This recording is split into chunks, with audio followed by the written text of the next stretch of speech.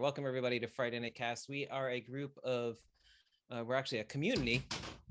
There goes my mouse. I'm doing great here. I'm doing great. Let me just get my mouse back on here. Tell me your thoughts, feelings, and concerns going into tonight's game. I'm just Hold on knocking for that. these off my desk. We CASTT is a community of applied spiritual and therapeutic tabletop gamers, exploring the use of tabletop games in our work, with the purpose to demonstrate the therapeutic and spiritual applications of role-playing games for professionals to use with their own clients. Thank you for joining us tonight. If this is your first time here, I always like to say welcome. Thank you so much for joining us. If you're returning to view us in our adventures here, we're so grateful to have you back. Make sure to subscribe. If you're watching this on YouTube, give it that thumbs up there. Throw a comment in there if you like as well. I hear that all helps the algorithms and the peoples finds us more. I speaks Americans real well. Yeah, I think that's all I got. I'm going to throw it over to Scott for some announcements so that I can be quiet and knock more things off my desk. Love this for me. And you. So, we want to highly encourage you to check out TTRPGs for Trans Rights in Texas. That is a bundle right now available on itch.io. Tons of great games there, including Wanderhome, which is what we're going to be playing tonight. For a $5 donation, consider giving more if you can. Certainly it's not required. Shout out to the indie TTRPG community, all the designers that donated to this bundle. Several of us in the stream have been poring over all of these games in the bundle and thinking about what we want to play as soon as possible. We're going to drop that link rather than make me read it out loud. Also, please look at the bundle that supports Ukrainians. So there are over 700 creators that have joined together to support Ukrainians in the ordeal of the attacks made against them. So yeah, the war that Russia's started. So donate to this bundle at the low cost of $10. You gain access to 1,000 games. You can donate easily, donate more if you want. And all proceeds are split between the International Medical Corps, which provides medical care to the region, and the Voices of Children, which is a Ukrainian organization helping children with the horrors of war, also through Itch, and we're dropping that link as well. So coming up, do you guys still need to count to figure out which month it is, even though, or is this just me? It's just a me I thing. do that for sure. Sometimes. April. So April 21 at 8 p.m. Eastern time. The second episode of Community Care, Playing Your Part. That's going to be hosted by Renee and Hallie. So join them and all of us as we explore our community care practices in tabletop games and adapt the mechanics for our own community care games. And then a week after that at 9:30, so that's going to be April 28th at 9:30 Eastern time, is the next episode of Tabletop Transformations. Menachem, could you tell us a little bit about what you and Tanya have coming up and who your guest is going to be? Yes, we are going to welcome Tony Vasinda to the show. He is a man of bearded culture, a tabletop game designer, and host of Plus One EXP, with lots of indie games being discussed and played over there. We look at the design and use of role-playing games for asking the big spiritual questions. Last night we had Alan Turner on, and we discussed a little bit the process of designing role-playing games can be a spiritual process and spiritual work for game designers. So we'll play a sample of the game and talk and get to the meat of it just in time to end the show and leave you with a cliffhanger in the game, probably. Love it.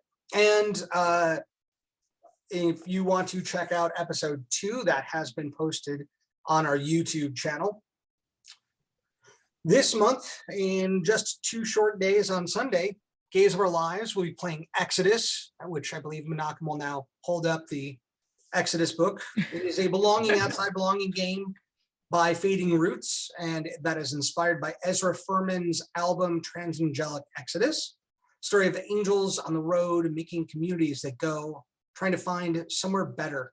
It's a game rooted in a time, an autobiography, and a plan and a dream, and a fear all in one. Also coming up in April, so now we're back to next month, 23rd and 24th, that weekend will be the Real Women of Gaming TogetherCon. TogetherCon will have everything that a physical convention would have. So panels, guests, media rooms, workshops, TTRPG live shows, cosplayers, of course, common spaces where congoers can get together and talk about mutual gaming likes, as well as free TTRPG tables for pickup games. Do we want to add anything about that at this point, Kayla? I believe they're still looking for panels and game suggestions and whatnot. So check it out.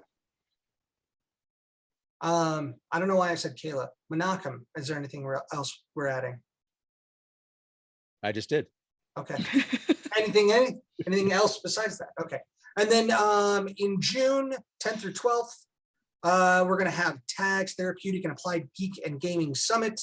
That's 2022.tagsummit.org, or 2 G's in tags. So tickets are on sale now. Get them now for the early bird price. Submissions for panels and events are open as well. So let's pivot away from all of our announcements, talk about what we're doing tonight, which is, I keep looking over here because that's where all of you are, but then over here are my notes, and that's the camera, so I'm trying to make it look like I'm talking to you, the audience, our viewers. So, so today we're playing Wanderhome, which is a pastoral fantasy role-playing game about traveling animal folk, the world they inhabit, and the seasons and the way they change. It's a game filled with grassy fields and mossy shrines, herds of chubby bumblebees, opossums in sundresses, salamanders with suspenders, and starry night skies, along with the most beautiful sunsets you can imagine. It is designed by Jay Dragon at Possum Creek Games, and we're gonna drop that link in there for you. It comes in that beautiful hardbound that Menachem is showing off, that I also have a copy of, and you can get it with 2 options for art, one with or without bugs. So a quick reminder from last week's session, or a quick recap, excuse me, from last week's session. The group continued on the road to Cornucopia. Sorrel arrived from running on his feet, well, loping on his feet the whole way. Before arriving into town, there was a beautiful meteor shower, inspiring the group to describe what each saw. All were invited to make a wish. They entered the town and the group split up. Ollie and Sorrel watched Magni forge something, while Esme cared for Bugaboo, which is our ladybug steed, and made her wish. Meanwhile, Radcliffe and Nopi made their way to the tavern, the Lying Grape. So before we dive back into that, let's review our safety tools. These are the safety tools built into the game. They include phrases, "Let's do this instead," and then telling us what. Do we want to do that? Where should we go next? What do you think? Hold on, and just a simple no. And now I'd like to hand it over to Dustin for a little transition. Sure. Yeah, and also just a quick shout out, speaking of Jay Dragon and Possum Creek Games and Wanderhome that we're playing. They are currently funding a new game, Possum Creek Games is, Yezebe's Bed and Breakfast. Am I saying that right, Menachem? I've heard different pronunciations, Yezebas. Yezebas. I like Yezeba's Bed and Breakfast. It's a very cozy slice of life kind of game that has different chapters meant to be played in an hour or two. It looks like a lot of fun. I have definitely backed it. Super excited about it. It is a little higher tier, but there is a lower cost option for a print-on-demand book through drive-through if you're on a budget. So there are some options there. So yeah, go to possumcreekgames.com and you can get links and everything. I dropped the Indiegogo link. There you go. There you go. Funding on Indiegogo also. So if you're looking for it on Kickstarter, unlike Wanderhome, this one is on Indiegogo. They're already at $172,000, by the way. Are they? I thought, yeah, I couldn't remember what it was at where I saw it last. So 117,000. 172.5 thousand. 2003 backers. Wow. Yeah. Wow. Yeah. There's only 27 days left, so only 27 days. Yeah. Unfortunately, you would have missed out. There was a free pin if you backed in the first 48 hours, but by the time you're watching this, you've missed out on that. If you did back Wanderhome, though, there's a separate free pin I get if you also back this project by Jay. So yeah, so check it out if you're into pins, Laura. I am. And if you're not into pins, you should be. If you're not, send them over to Laura. She'll be happy to I'll take them all for you. Yeah. So let's transition to a quick opening meditation here for you, and then we'll start getting into our game tonight of Wanderhome. So this is a quote that I saw posted by a friend of mine, Emma. I don't want to completely misquote it because I don't know. She does writing of her own also, but sometimes she quotes other people as well. So I will just share it at this time as I saw it, and very much made me think of our Wanderhome game, but also kind of stop and think for a moment as well.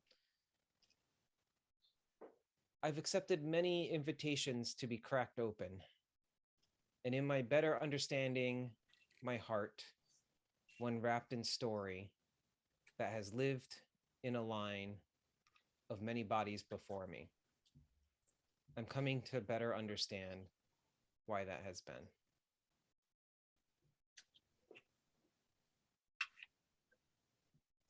I encourage you to reflect on that for a moment, and I'll turn it over to Menachem. Thank you for the reflection. I think I'm forming a question to ask at the end of the game based on that reflection. Okay. So we like to check into our games by asking people a couple of questions about themselves, about their characters, about the game, about their lives, as a way to help players think about what they're going to think about, right? If you're using this game in therapy or in spiritual direction, these kind of debriefing and briefing questions can help clarify or set the stage for what kind of questions people are going to address, what issues they're going to address. Or they could just help you get in character. So our standard starting question, what are your thoughts, questions, or concerns about today's game? And I won't call on Dustin. I'll call on Lara. You go with me first. My thoughts, questions, concerns about today's game. My mind is definitely elsewhere today. And so I think, as usual, I need Ollie to bring the Ollie and the fun. Hopefully it doesn't get too heavy for me tonight. I'll just leave it at that. And I'm going to pass it to Scott. Thanks, buddy. I don't know. I'm very zen right now. I feel mostly present. I'm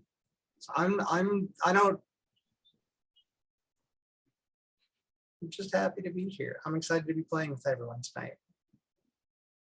That's all I got. That's good. That's wonderful. I'm really so preoccupied. I don't know what to say. Celebrate that. Yeah. I'm Tennille, I choose you. I I don't have many concerns today. I feel like with Esme, I've kind of brought a little piece of intentionality that I've been working on in the game, and I have no idea where it's going to lead me. And that's the fun of it, right? So opening up to that uncertainty and just being in the present moment, I think. Yeah. And I will popcorn to Kayla. I am just tired tonight. That's about it. That's where my brain is at. I'm just ready for the weekend, so we'll see. I don't really have any concerns though. It does say or it's not all, you don't have to have all three. So everyone's fine about concerns. Who's left? Me and Dustin. Okay, Dustin. All right. I was suddenly, one of my thoughts, because they've been random and all over the place this week, Scott, as you said, "I choose you," it made me think of another Ralph Wiggum quote of "You choose me." It says, "Let's be friends," and there's a picture of a bee. You didn't quite get the Ralph Wiggum voice, Scott. So yeah, to go, I've been feeling kind of scattered all week. So the good news is that like the week's gone by pretty quick for me. I suddenly realized it was Friday, which I guess is a good thing with work and everything. But I'm excited to play. I always find the playing with you all kind of grounding every week also. So looking forward to it. I'm looking forward to the play tonight.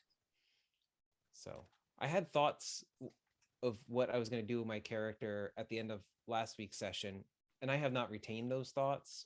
So Nopi will once again be teaching me mindfulness, I think, and just kind of going with it. So Menachem, I'll toss it over to you.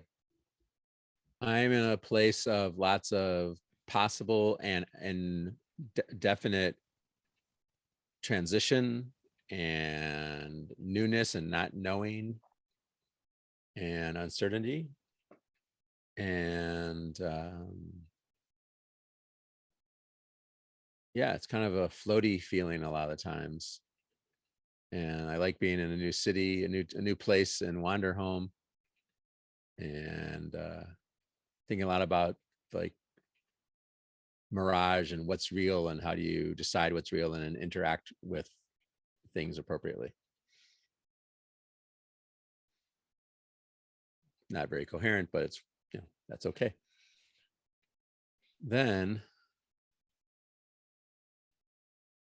I have a second question, which I'm going to put in both chats.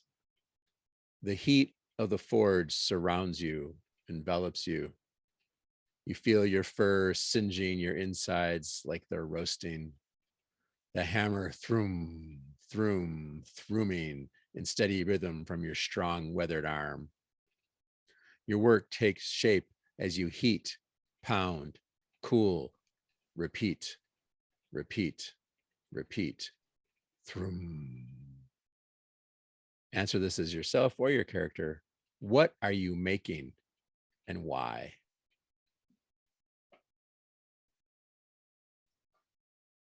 Damn. I don't know.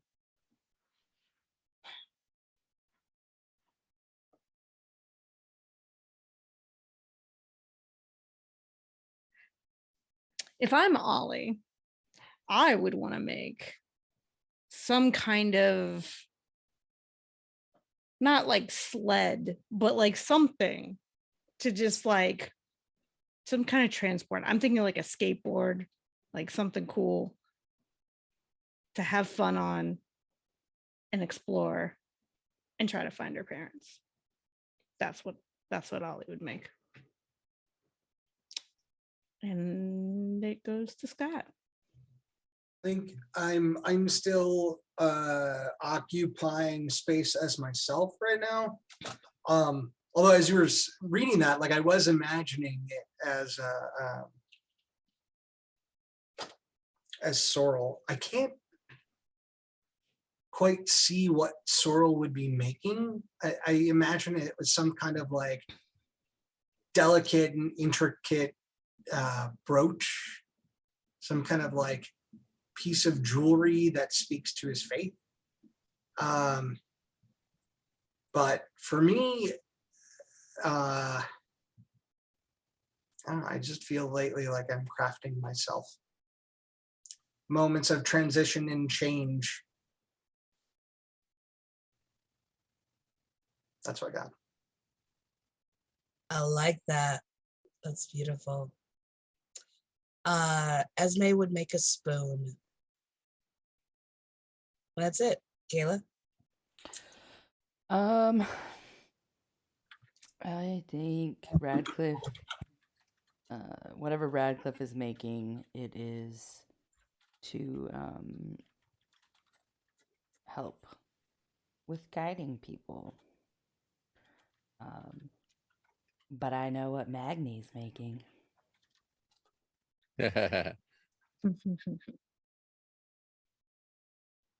Dustin?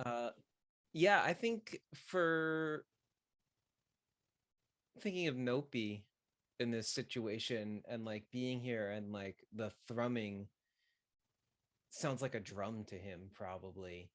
And so I think he's got a foot tapping. He's just kind of moving a little bit. Like he just cannot physically stand still, right? He's making a dance. Maybe he's creating a new dance or learning a new dance. And so I think that's for Nopi what's going on. That's just the thrum is just this beat that's kind of connecting with the beat of his own heart, maybe. I mean, I think I am in the forge in my personal life and professional life right now, and not sure what's going to come out. Play to find out. And also, I imagine that Puppy would just hit the hot metal and be as excited by the parts that the little flake off parts as by whatever forms, and like wouldn't actually try and make anything particular, just kind of bend and hit and bend, cool, and heat and see what comes up and be super excited by it.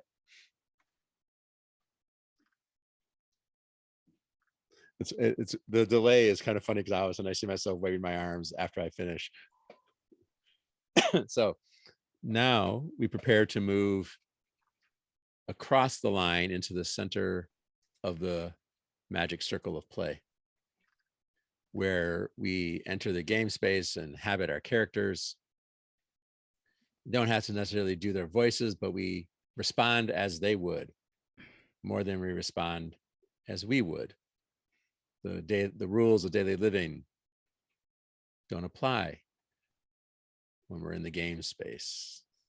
And to finish the ritual, we say our names, starting with our player names. The group repeats them, and then we say our character names, which the group also repeats to welcome us in. It starts with me. I'm Lara. Hey, Hi, Lara. Hello, Lara. And Lara. and I'm playing Ollie tonight. Hey, Ollie. Hello, Ollie. Hi, Ollie. Hi, I'm Scott. Hi, Hi, Scott. Scott. Hey, Hey, Scott. Scott. Tonight I will be playing the part of the slow and steady Sorrel. Hello, Sorrel. Hey, Sorrel. Hello, Sorrel. Good evening, everyone. I'm Tennille, Hi, Tennille. Hey, Tennille. and I am playing Esme. Hello, Esme. Hey, Esme. Good evening, Esme. Hi, that's me. I'm Kayla, Hey, Hey, Kayla. Kayla. and I am playing Radcliffe. Hi, Radcliffe. Radcliffe. Radcliffe. And I am Dustin. Hi, Hey, Dustin. Hello, Dustin. Dustin. Hey, Dustin. Tonight I will be playing Nopi. Hello, Nope. Hey, Hi, Nopi. Hello, Nope. Nopi. I am Menachem. I'm Hello, Menachem. Menachem. Menachem. And I am Puppy. Hi, puppy. Hey, Hey, puppy. And with that, we find ourselves back again in Cornucopia.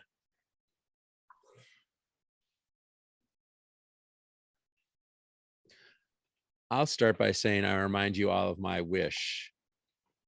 We get to make a wish during the meteor shower. And my wish was that everybody not only see the beauty in the world, but also the beauty in themselves. Where is everybody?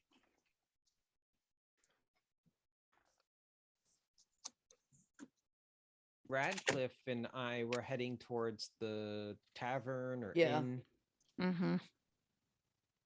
while I think most of the other group was heading over towards or over by the fort. Actually, yeah, looking for Ollie, who was jumping up and down, looking into the window, right? Mm-hmm. Yeah. And Sorrel found me. Mm-hmm. I found a big dead tree in town, and I was up in the tree, reclining in its massive branches.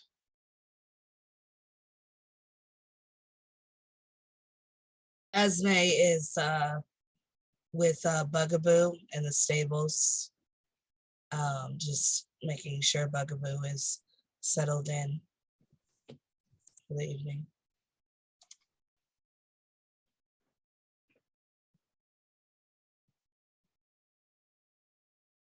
I want to pick up. Does anyone have any ideas of where they want to start? Well, we all did some leveling up between last week and this week. So I'm wondering if there's anybody who wants to like explore what they've changed in their character, like in game.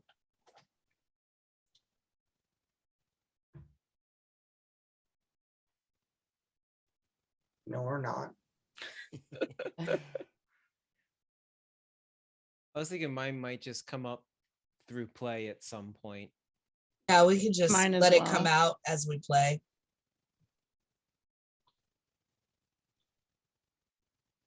So not Not at this time. cool. Good thought, though, Scott.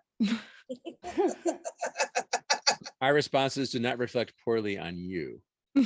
Well, the reason I ask in that way is because I saw the opportunity of like Ollie and Sorrel in front of Magni Mm-hmm.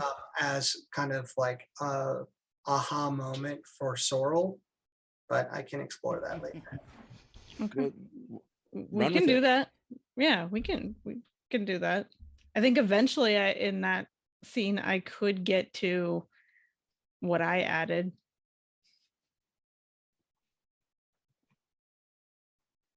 But I don't know. Ollie's just like trying to look in and watch and is like, really excited about the pieces flying off and the sparks in the air and the sound. I can't remember what Sorrel said to Ollie at the end of last week. I asked what you saw him forging. We need someone to play Magni though. Yeah, because apparently Kayla knows what Magni's forging. So it sounds like Kayla needs to play Magni. I can play Magni, that's fine. I'm totally. I don't mean to like pick on you. No, that's where I'm fine starting there. Mm-hmm. Okay. That's fine. Because I I don't was know. asked. I don't know what you have and how that's going to impact what you're doing with Sorrel, but I have a very particular thing in mind. Whatever it's going to be is great. If we'll play to find out. I did update my character sheet on the spreadsheet, so you can see what I changed under prompts and choices if you want. But so I was asking Ollie, what do you see being forged, little one? Well, I can't really see past the the person forging, all I can see is that they're working really hard. Well, then, what do you imagine? And he like, is it okay for him to hoist you up? Yeah, that would be good. And so like he leans so Ollie's down. like trying to jump up and Yeah, lift and me I up. lean down and I just kind of like with one hand just kind of like lift you up so that your eyes now are like way up, near the top of the window, and you can see down and you can see over Magni's shoulder as the hammer pounds the glowing metal against the anvil. So now that you have perspective. Well, then what do I see? What does Ollie see?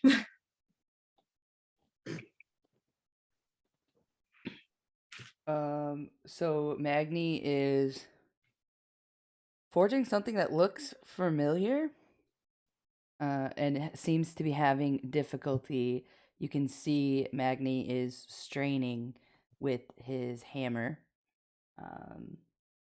and it's familiar to Ollie. Mm-hmm. And I'm going to take the place's move of, will you forge what was once broken? And Magni's going to look up and says, "Hey, you there?" What? I didn't mean to sneak around. I just saw you working, Get in and here. it was really cool. Oh, okay. Sorrel, are you gonna? We gotta go in there, or I gotta go in there. Very well. And Sorrel kind of like with Ollie under one arm, just kind of like heaves the door open and shuffles into the blasting heat. As Ollie and Sorrel get closer, Ollie sees an item from home that maybe she broke at one point. What is it, and who did it belong to? Ooh.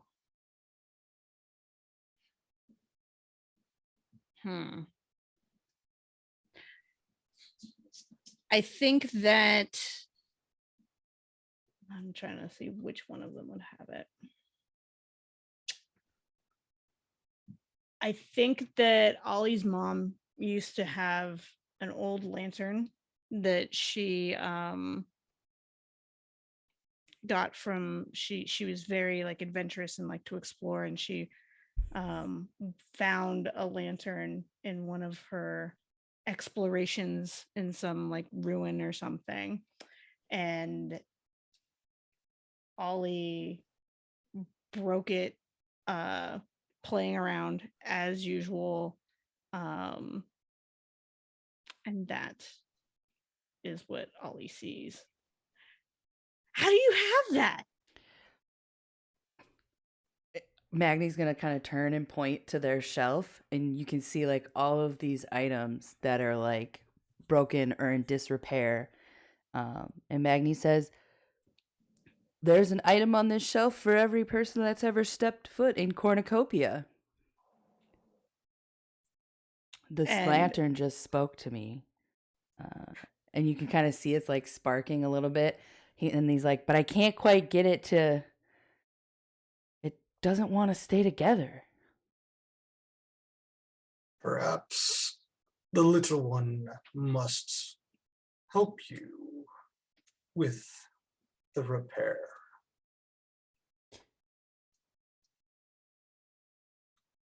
Well, yes. Is this your... Do you know this item? Yeah, that was my mom's. It might have been someone else's before her, but she had it ever since I was really little. Well, then perhaps you should give it a try. And he's going to kind of like flip the hammer and hand it to you, handle out. And it's like a heavy hammer. But if you reach It's half for your it, size. if you reach, yeah, it's like large. If you reach for it, do you reach for it? Of course, Ollie's gonna reach for it. It's Ollie is so Ollie. light. It's so light. You're like, you feel incredibly strong. Wow, Sorrel, do you see this? It must be powerful magic. And Magni's going to say, all you have to do is connect the points where they're most broken and just hammer away and give it a little heat, and the forge will do the rest. So I'm not gonna break it again? No, things only get fixed here. They don't get broken. Okay. Ollie's like, where is somebody to take this away from me? and goes it trying to hammer this lantern. Are you gonna try your best? Oh, of course, Ollie's gonna try her best. Ollie gets a token. As you start And- to hammer, go ahead. Oh, I was just gonna say, as Ollie starts to hammer, Sorrel, something on the shelf catches Sorrel's eye. I have an idea of what I don't know what it is. Whatever it is, whatever you see, Sorrel. Go ahead, Monaco. Well, play out that part first. I was going to do something a little different. Sorrel, as Magni's like, as Ollie's like pounding away feverishly, Sorrel's shoulders kind of like slump as his eyes traverse the shelf, and they come to rest on an old, rusted and broken sword. And he just kind of shakes his head and leans heavily on the walking stick as he walks over to it, and kind of runs his hands over it and looks back at Magni and says, "This must remain broken. Or can you smelt it down and forge into something completely new?" Well, yes. Is it yours? Does What? it know you? Magni asks if the item would know you. Once, but I gave it up. Magni's going to say, you can ask it to do whatever you want, and it will listen to you. I was the one who broke it. I fear it won't listen to me anymore. Well, why don't you try? And Magni's going to pick up the sword and put it in. Oh, I don't know. Is it A wherever? smelter? Is it a smelter? I don't know what they're called. and is going to kind of be like, just kind of look. Here you go. I will never again destroy, but I would like to create. There are so many empty pages left in my book. Perhaps a tool for writing instead. And Sorrel like looks over at Magni, and there's like tears staining his fur. And Magni can see like the faraway look in his eyes. I didn't think this place was real.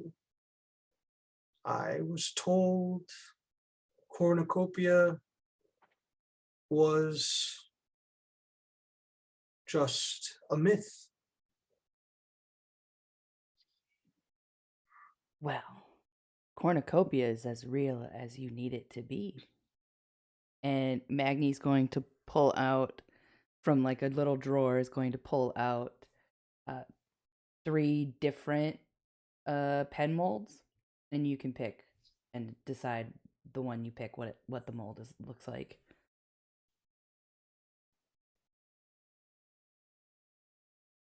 Oh, I think it's a very like slender and delicate one with intricate scroll work that just swirls around.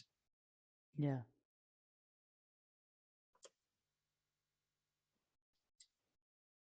Well, now you need to watch it smelt, and then you'll know when it's ready.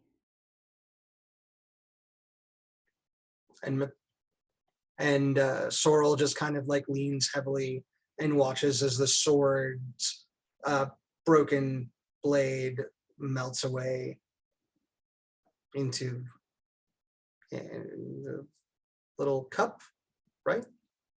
Mm-hmm. Go ahead, Menachem. Sorrel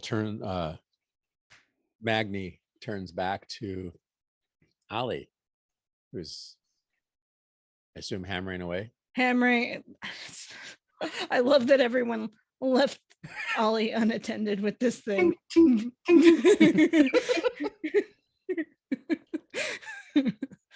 But yeah. And there's a little bit of smoke, rising from the forge. And you catch Magni lean to the smoke and blow into it. And you're not sure at first what you're seeing. The smoke turns into images, an image of a woman holding a lantern. And it's your mother. Mm-hmm. And there's an image of you outside, and she's coming to you with the lantern to light the way back home into home. And what other scenes other scenes that the lantern was involved in? Mm-hmm. I think the lantern, we would see her reading to Ollie with the lantern light. Maybe the lantern on the dinner table as they ate together. An image of your parents dancing by the lantern light. That I like that one too. Mm. Yeah. Mm-hmm. And Ollie can always do this now that I have advanced my character. How did you do that? Well, magic, of course. Oh, Esme's not gonna want to come here. Well, everyone comes here at a time. And as those images are like finishing, like a scroll work of like a looping form of runes start to imprint on the lantern, and Magni goes, "Oh, well, now it looks like that your lantern's going to have some magical powers too. Those runes," and he's gonna say those, and he's gonna point to the runes and say, "Those runes will carry you home when you know where home is." Wow. Thank you. I break a lot of things. You can't And break this. I already did. But you fixed it. I did, and I wish my mom saw me break a lot of things, and I wish that she could see me fix something. She'll see. She will. When you return to her with it repaired. Did Ali make a wish for the meteor storm yet? That was the wish. Ollie was the only one who hadn't made a wish yet. And so you're spending a token? Mm-hmm. Awesome. Finally spending a token. And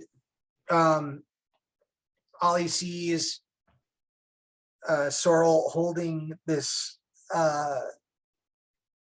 this mold as the pen is as the metal is like cooling in the mold.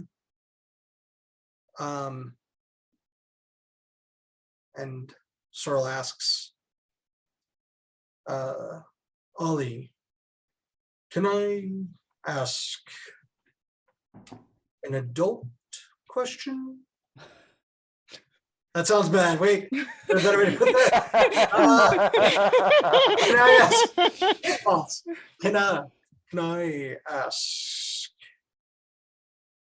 No matter what A you kid would take it as As it like- was meant. Yes. Yeah. Can I ask a big question?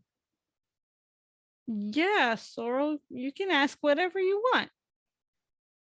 When we met, I thought I was supposed to go east, but I said I would come with you west. I thought I was looking for something in the east. And now he's looking at Maggie too. I was looking for peace, the secret to peace.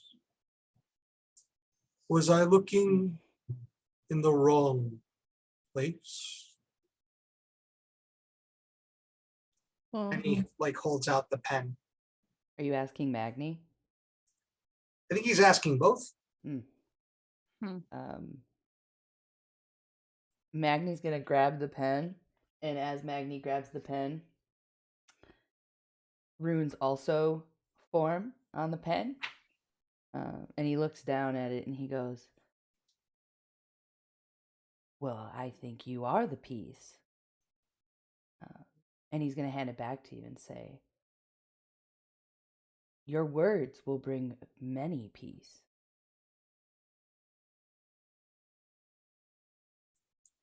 A long time ago, at the start of the war, I did not seek peace. And that is why I broke my sword and became pilgrim. I feel like I can finally earn redemption because of this. Ollie, what should I write first?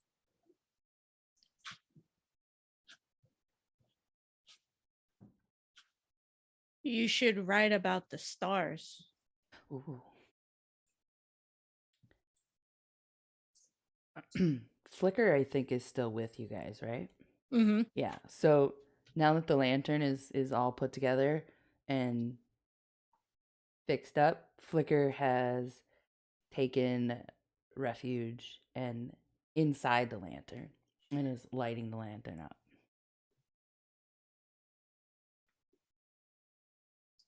We should return to the group. Don't you think? Yeah, I guess we should tell them about this place. Anyone I'm who sure comes- Radcliffe is gonna wonder about me with this lantern. anyone that comes to Cornucopia, something they have lost and broken, they can reforge here. Thank you, Agni, for this opportunity. It is what I do. And he's gonna turn back around and get to work on some other unknown object. And I will say something that I can always do.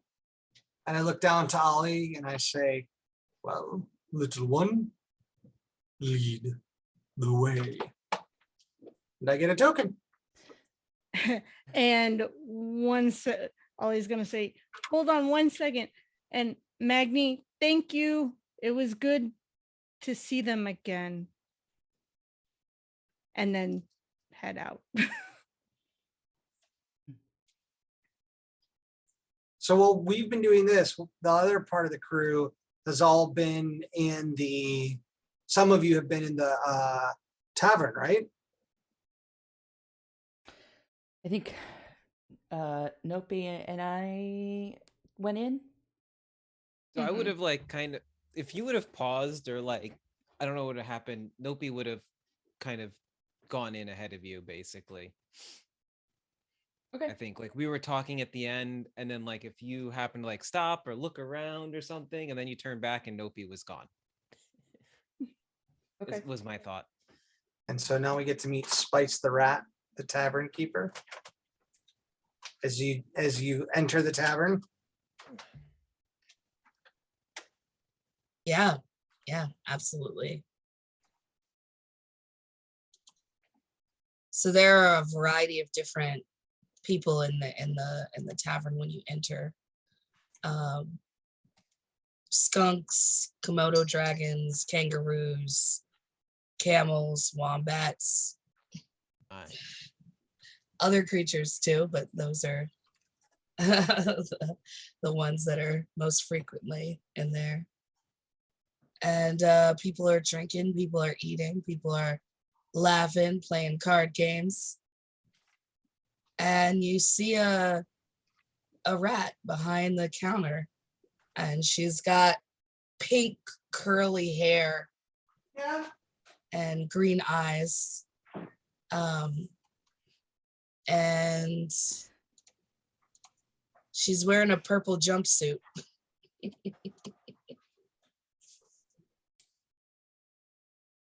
So I'll head up to the like, is it a bar basically? Yeah. Okay. Yeah, I'll head up to the bar. Hello. Good evening. Good to see you.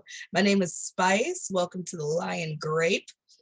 Love to offer you some comfort. We've got rooms, we got soup, we got bread, we got cheese. Sorry, we actually don't have any grapes, but we've got some good stuff. Oh, hey, Spice. Yes. I am Nope. I suddenly understand the name about the lying grape because you're lying about having grapes, huh? Yeah, you get it. Yeah, You get it. That's good. That's good. Nice. That's good. Hey, my friends are. We just got here. Could probably use something to eat.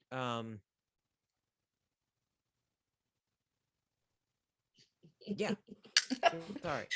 If you want to eat, you want a room, you gotta pay. Okay. All right. Yeah. So you see Nope for a moment just be like, kind of like check his jacket and pockets and stuff. He's like, counter offer. counter offer. What are you talking? This is a counter. Are you offering a different counter? I'm gonna pet the counter. Oh. Offer. There's an offer on the counter. Gotcha. Perform for you this evening. Get a little bustling joy. Always helps the drink flow, I find, in a lovely establishment like this. You have happy customers. I do a little work for you. My needs are met. Your needs are met. It's a simple barter, counter offer. I'm at your service. Radcliffe is like walking up as Nope is saying this, and is gonna tap Nope and be like, "What are you doing?" I'm like, going good. Okay. It looks like that person has a question. Hi, I'm Spice. Oh, this is Hi. Spice. This is one of my friends I told you about. Yes. This is okay. We are friends. Okay. Wait, Radcliffe, you'll be my friend today, right? I said yes. Take a token. I'm also going to take a token because my new move is get a token whenever you put your trust in someone else's hands. Okay. Oh. Oh. So before we do this I'm deal, trusting Nopi to handle this. okay, before we do this deal, I'm gonna do something that my rat, my Kith can always do, is ask the question, what's your real goal here?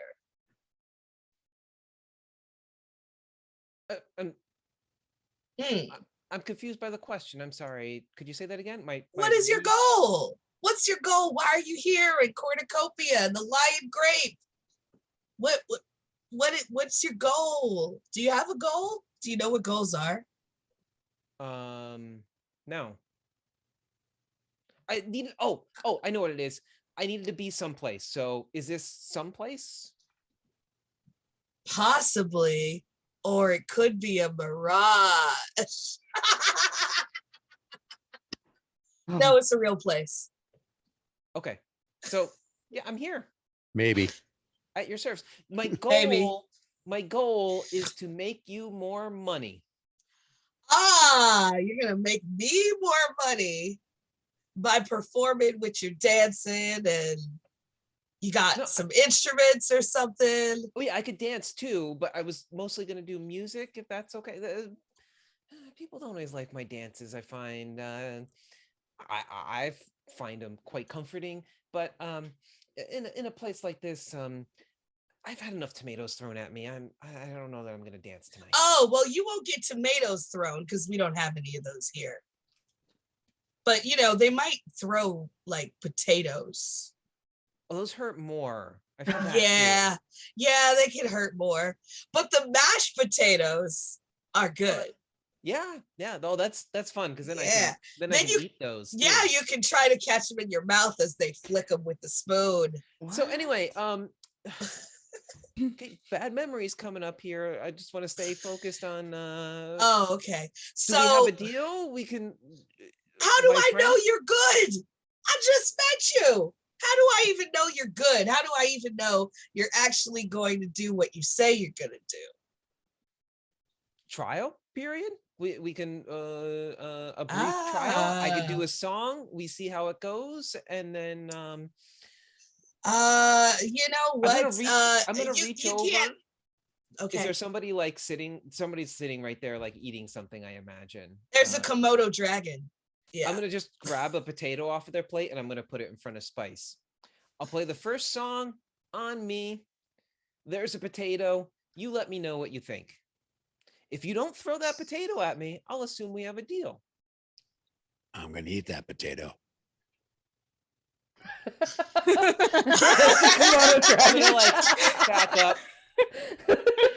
Yeah, that's their potato. Spice. Sorry, Frank. Can you give me Spice? Give me a different one. Yeah, I'll get you another potato. No, this is. Sorry, friend. It's yours now. As the Komodo dragon tongue is like.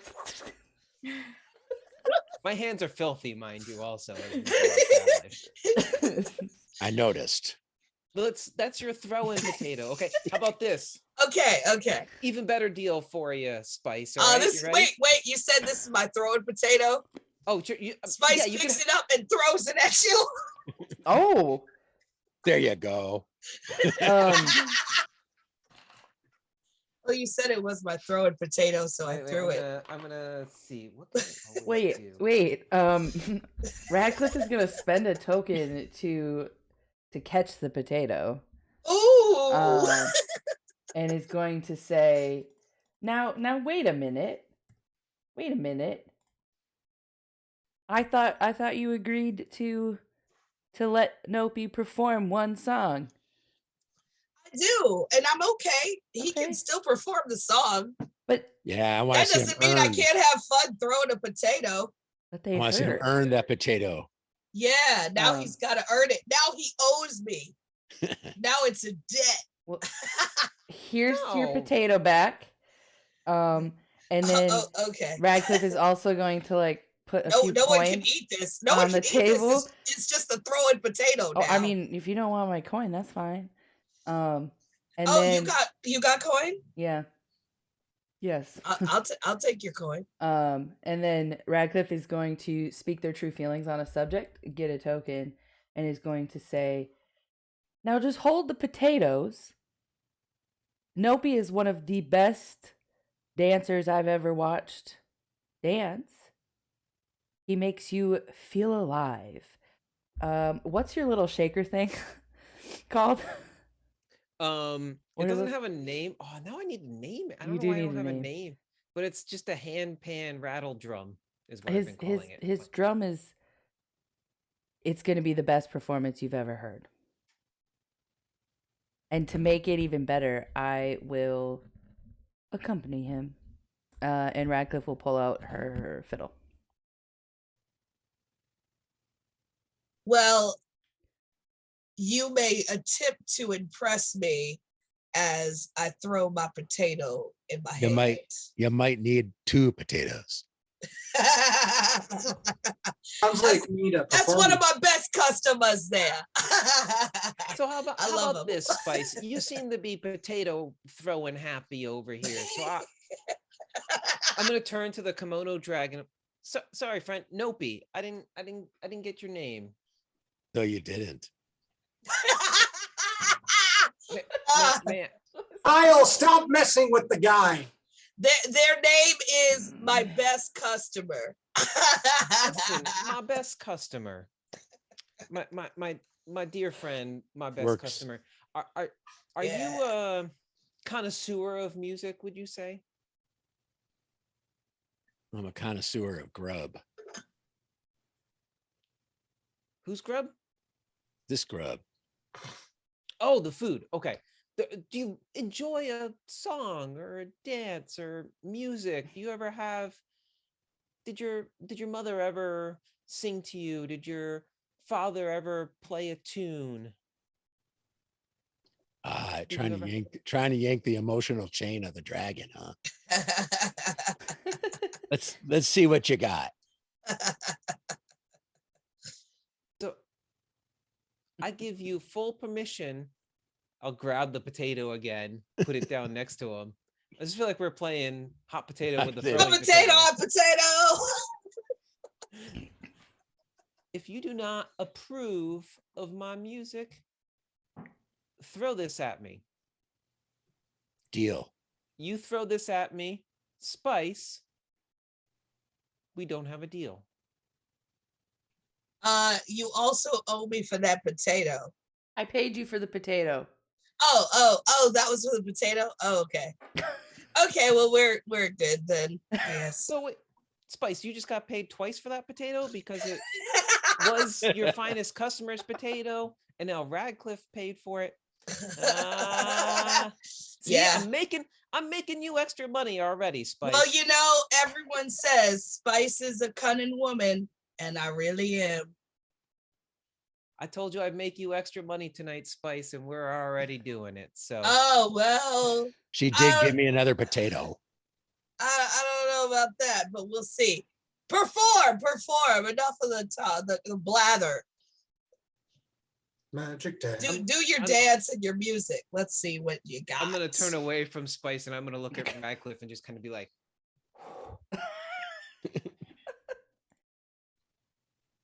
It'll be fine. It'll be fine. Well, it is very hot. It's a very hot place. no, you don't see me. Spice doesn't see me doing this. Like I've turned my back on Spice just to be like, Okay. yeah. I think it's the heat. It's the heat in here, right? Right, Radcliffe? Yeah, it is hot. Okay. So, yeah, so I'm gonna do some things that I can always do. I'm going to leap up on top of something, so I'm gonna find an empty table. Or is there a stage of any kind? What do we see in here? You should just jump on the bar. What kind of tavern is this? Yeah, I imagine there to be like a stage with a piano. There's a piano in this tavern? Yeah.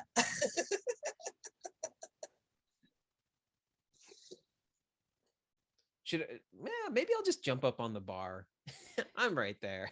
Okay.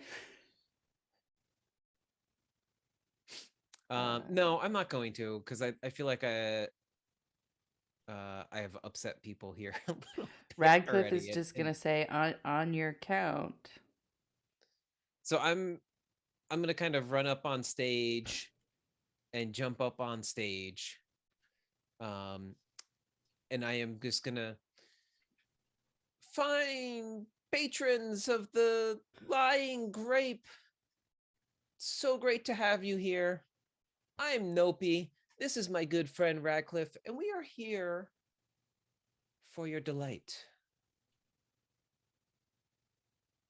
Radcliffe? And you can throw potatoes All if you right. don't like it.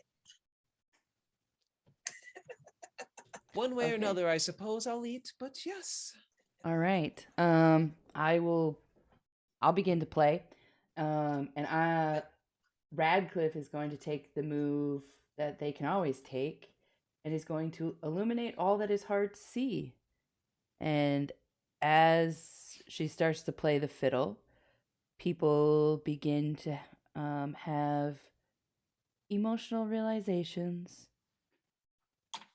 that maybe they didn't realize before. Now I'm going to take a move that I can always do, which is give a song to those around you.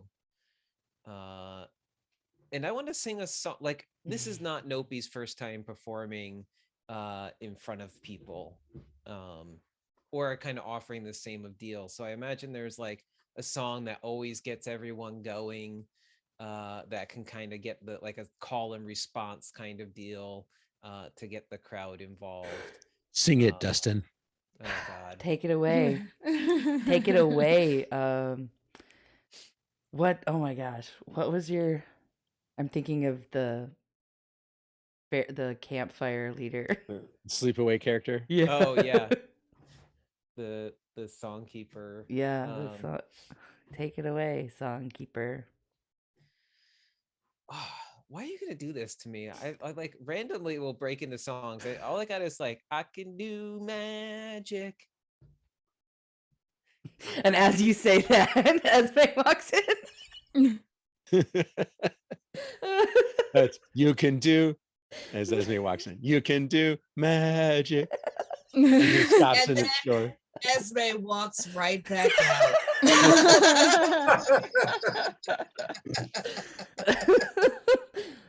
I'm just kidding. What song are you play? What song did you decide to play? I don't. I imagine that there's like a I don't have like a song in mind per se. It's 5 o'clock on a Saturday. A regular crowd shuffles in. Okay, you can't say too much. Only 12 seconds. Right. Yeah. But I imagine there's like a kind of shanty or a rousing tune that's known throughout the lands of Haeth, right? Also something that I know Jay needs to make some songs now. drinkers could chant. Yeah, kind of like a like the folky, chorus? like a folky kind of Yeah. tune. Pretty sure there is some recorded Oh, music. what would you do with a drunken sailor? What would you do with a drunken sailor? What would you do with a drunken sailor lying on board? Yeah, something along. That's not those lines. copywritten, right? No, I but think that's public that's- domain. No, but that song is very sexist. What do you do with a drunken blacksmith? What do you do with a drunken? Yeah. Thank go. you.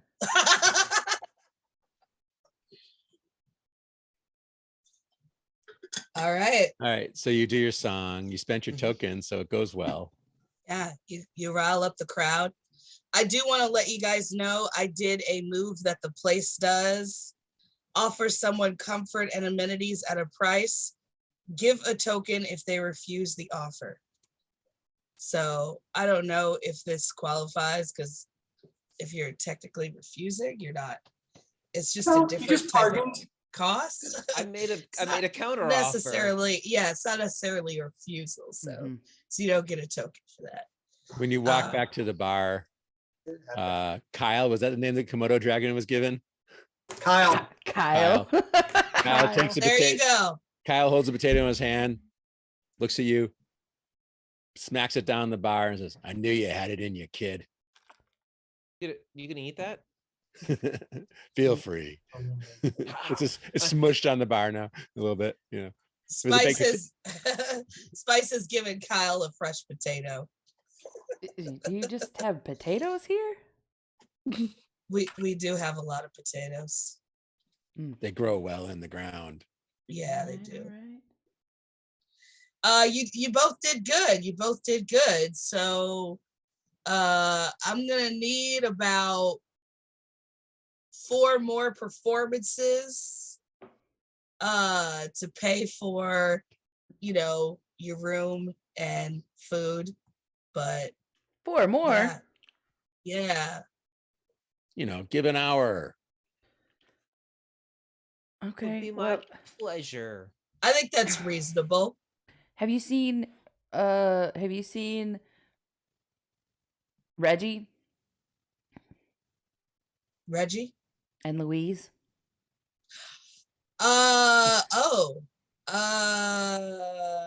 Reggie. I met them here like a couple days ago. Have you seen them? Yeah, I think they're around here somewhere. Kyle, have you seen them? I've got drinks. I've got drinks to fetch. So, look around. Let me know when you're ready for your order and I'll be back. All right.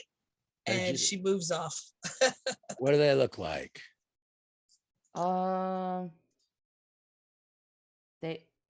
They were wombats. One had like a really long beard and carries a straw walking stick. And Luis has glasses. I met them here just a couple days ago. I really need to speak to them again. Oh, Reggie and Louise. Yeah. They'll probably be in for dinner. Okay. When's dinner? Evening. I have no idea what time it is. I forgot what time of day it is too. Yeah, I have no idea. It's nighttime because the Yeah. meteor shower. There's and the meteor Yeah. shower And still flickers going. out. That's right. We arrived at dusk. That's right. Yeah. Okay. All right. So as you're doing this, I would have gone to start performing. Okay. And I would have tried to get everyone to do a dance. And I'm having this thought that maybe the Macarena. like kind of like square or folk dances kind of deal, right? With some maybe a little bit of call and response and things like that. The electric slide. Element left, now promenade. And Put your left foot in, you take your left foot up. You put none of y'all have ever been to a folk festival, huh? I used to do contra dancing. Yeah. So what if then you see like Nopi trying to go around to get people to like come up and dance as well. And I think maybe I want to say Thelma and Louise, but I know that's incorrect, but that's what is in my head now. I mean, it can be Thelma and Louise. That's fine. I like that. We'll retcon it. It's Thelma and Louise. Thelma's got a beard. Thelma's got a beard. All right. And a straw staff. All right. And I think I've managed to get them to come up, and they're the first two to they're kind of dancing as I'm playing some music. And that's when Esme actually arrives. It feels safe to return. Yeah, and she notices what Nopi's doing, and she just looks around the tavern and finds a table that's in a corner and begins preparing tea. You hear a thump, dum dum dum dum dum dum, coming towards the tavern, and Puppy bursts in the door. We're dancing. And he runs up to the dancing area. picks up whoever let him into a giant bear hug swing. Swing your partners.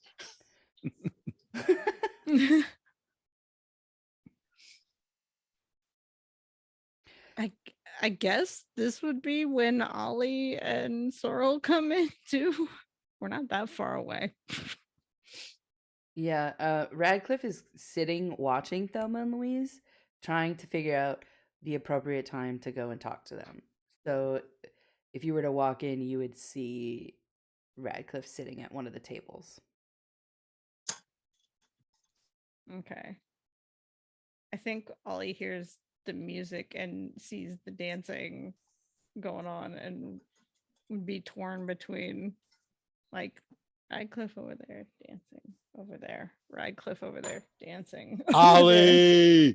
And Sorrel kind of like pushes you towards the dance floor, says, "Go on, little one." And then Ollie's gonna go run over and start dancing with the lantern. I know. Yeah, It's a rave now. Boots and cats and boots and cats. And boots and cats. It's not exactly rave music, but it's okay. You know what? I haven't been to a rave in like 20 something years, so I don't know what they play at raves now. Sorrel kind of like leans on the staff and sits slowly down into one of the chairs next to Radcliffe.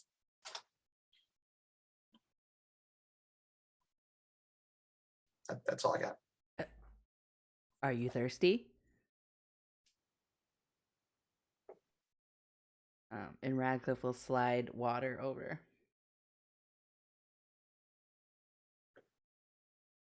And Sorrel just kind of like sips at it and looks at you questioningly.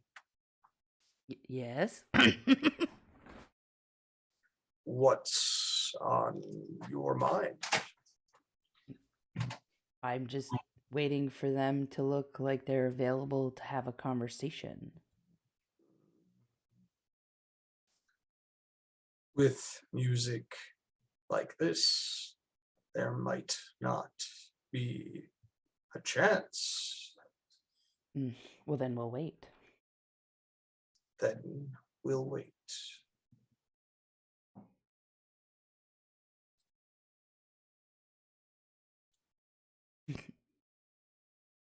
Is Puppy enjoying themselves? Completely.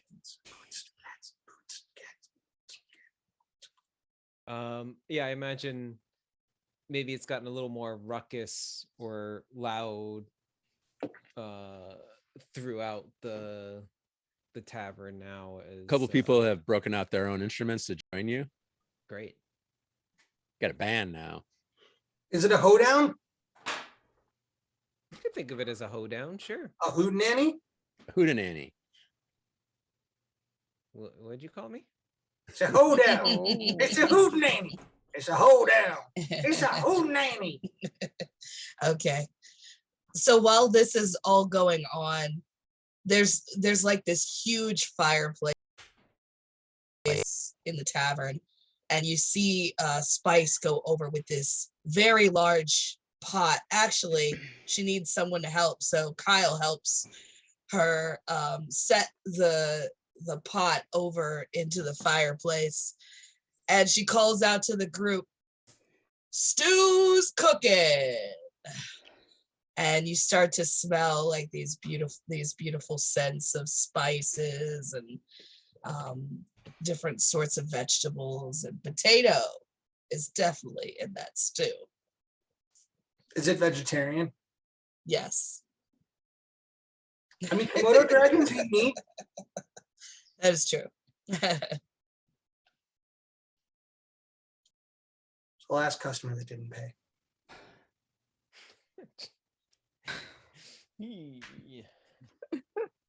No, we paid, Nopi. Yeah. Nope, always pays. He just doesn't carry cash on him. Right, there you go. Right. You're 2 of 4 songs in. This place is amazing. It's hotter than me in the sun, and you're eating hot stew. You people are awesome. And he means it. And Rat looks at the very tall bear and goes, I think I like you. Yeah, yeah. Goes in for a bear hug. And she will actually hug him. She starts dancing with him. Swing your partner. I want to take a move and take a moment to watch a tiny moment of beauty and describe it to the table. And I think as Nopi's playing the music and like people are starting to get up and dance, there's the smell of this now fresh food in the air. There's a bit of sweat on everyone. The kind of pheromones, if you will, have filled the air of the joy of everyone dancing in this enclosed space. While it's warm, there's just this kind of slight cackle on people's voices as they bump into each other dancing and listening to the music and kind of maybe thumping along, enjoying a drink to quench their parchness as they sit down. And there's just a moment of just everything's okay here. So I'm going to take a token for a tiny beauty, a tiny moment of beauty. I'm just getting lost in the beauty. It's something I always can do. Mm-hmm. And Esme is doing something she can always do. Listen. She just I'm sits doing and something that I listens. can always do and get a token for, which is stop and take a rest.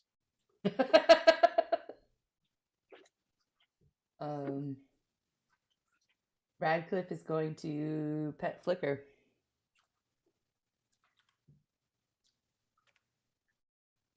Did Flicker leave the lantern then? I think Radcliffe is petting Flicker inside the lantern. Flicker is like very comfy inside this lantern. So Radcliffe got to the dance floor. Or Ollie eventually made it over. I assumed Okay. Ollie came down for food. Since food was Absolutely. called. Ollie is all about the food. So is Laura watching Scott eat that pizza. I know. I'm like, that pizza though. Ooh, it looks so good. It's from Bob's. There are two of them here in Chicago. They did not sponsor this podcast in any way or this episode in any way. And they're one of my favorite pizzerias in the city. And it is like Amazing. stracciatella and prosciutto and sun-dried tomatoes with like a pesto. You're killing me, Scott. Arugula. Oh, I love arugula. It's like my favorite green. It's so good. Oh, It's like a my salad favorite. and a pizza. That in sounds one. amazing.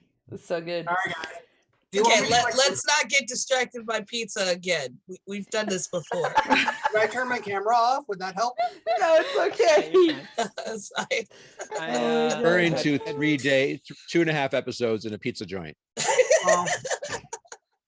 And let's not forget all the pizza that we ate during the last series. Yeah. There wasn't a whole lot of pizza. That was Shake Shack. Yeah. Shaky I Shack. think Roberts went to the pizza place a lot. Yeah. I had Frank Pepe's pizza the other night, and it was first time in like 2 years I've had it, and it was fantastic. And I thought of you all.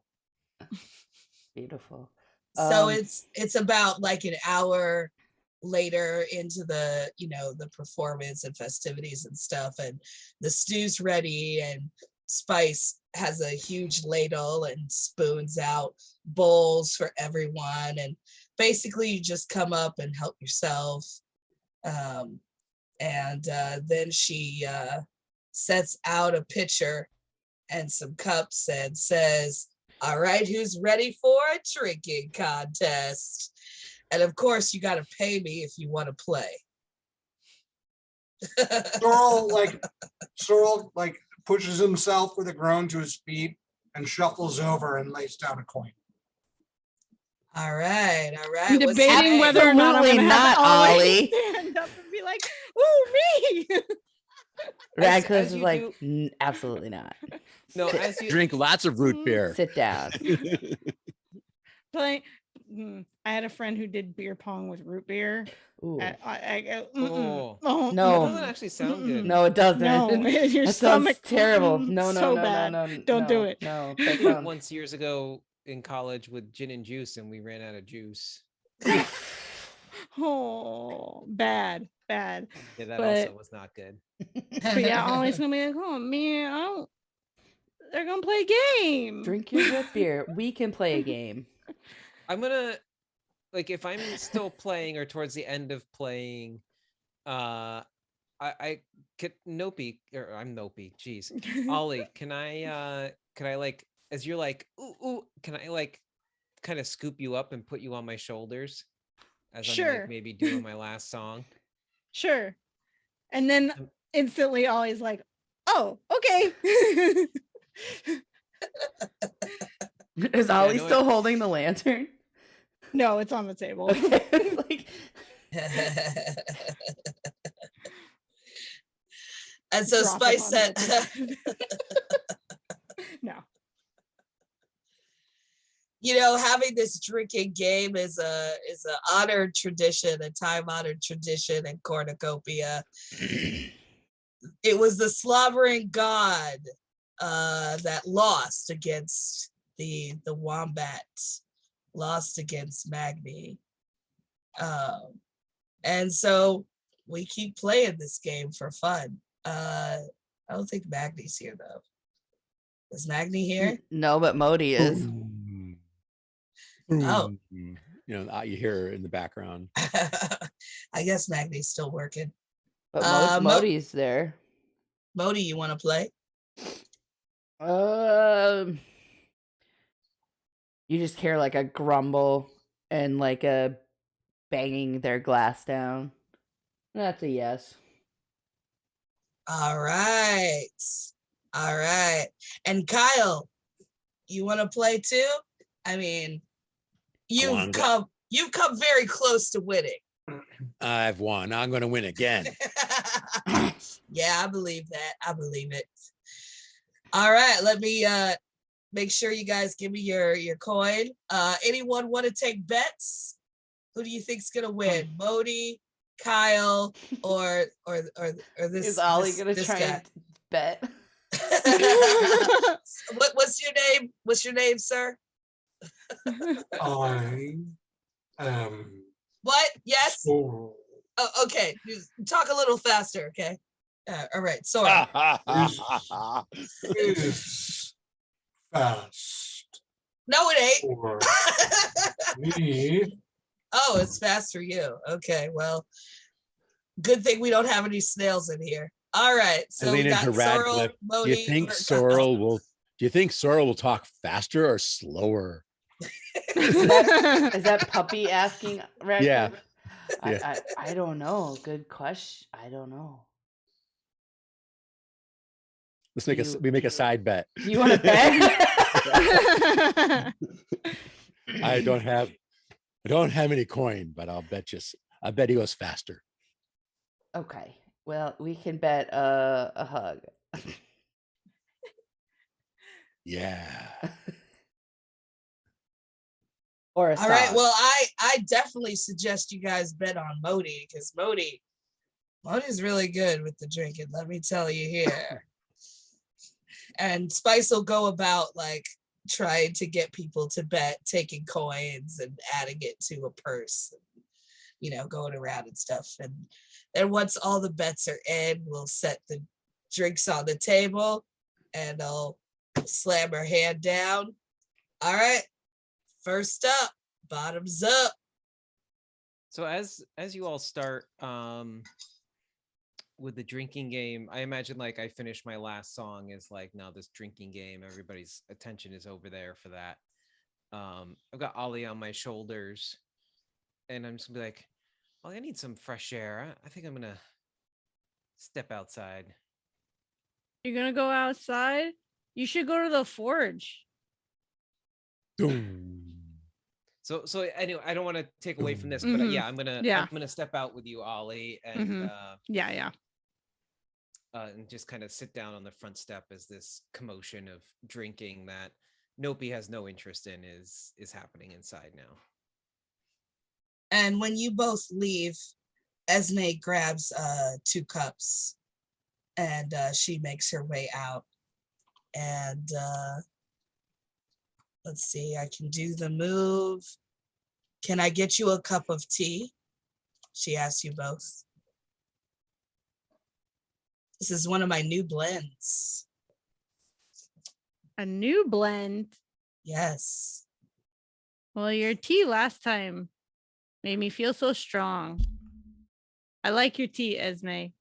Yeah, I'll have some tea. You get a token. Not that I need any more. And so spend those tokens.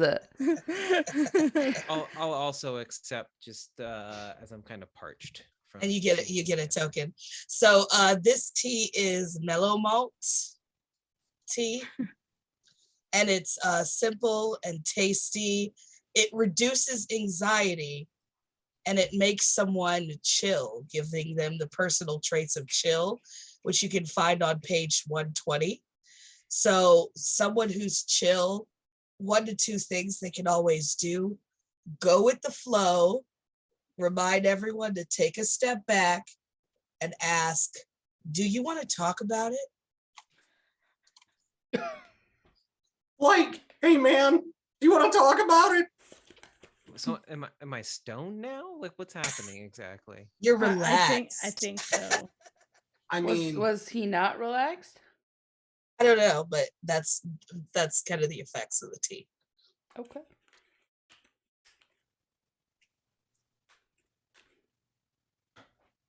inside as the drinking competition is about to begin, and Spice pours like the first round. Sorrel lifts up his cup to salute the others and says, sweltering nighttime. A large, steady bison drinks whilst watching the cups. I don't know what you mean, but we're gonna keep pouring these drinks and we'll see if you make more sense as the night goes on.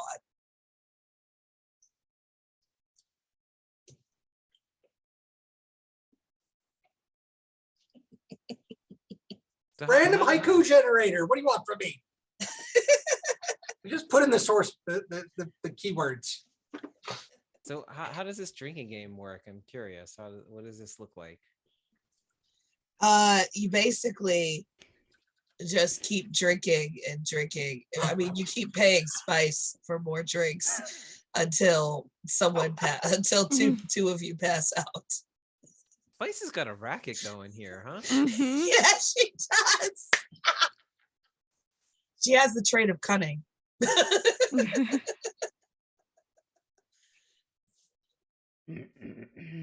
Cunning and cautious.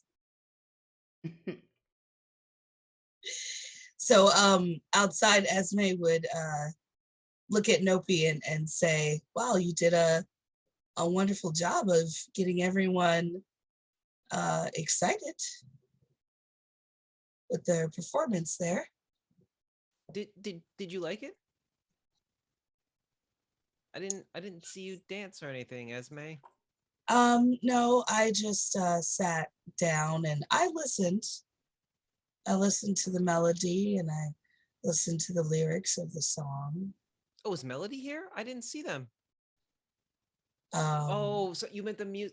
I'm sorry. I have an Yeah. old friend named Melody. Oh, This is good tea. Thank you. yeah. I'm glad you like it. It's delicious. Now I'm tired. Oh my God.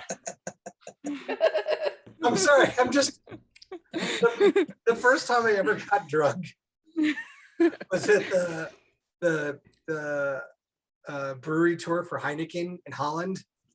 And we got out of there and I looked at I was with my dad, my brother in the tour. We get outside, my mom's like looking at me She's like, "What did you do to my baby?" I'm like, I'm tired. Can we go sit down someplace? I'm essentially picturing this chill tea as like kava, like it's kava tea. Chill people out. Yeah. Or it's sleepy time tea. Yeah. I'm thinking even just like a chamomile or something like that. And then Mhm. kind of. Esme will stir her tea and look up at the night sky and watch as the meteor shower continues. I saw some really cool stuff over at the forge. Oh, Magni you made. Did you see my lantern? It's Oh, inside now. oh, okay. Yeah. Yeah, I think I saw that. There was a lot to see in there. There's a lot to see. It's pretty busy in there. Yeah, it is. But Magni fixed the lantern. Well, I also fixed the lantern. It was my mom's lantern. Oh wow. That's wonderful. Wow, you found your mom's lantern here? Yeah. And Sorrel found an old thing. It looked like a sword, and he made it into a pen.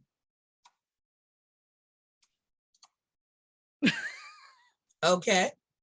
It's cool. That's cool, Ollie. Okay. Well, that's cool.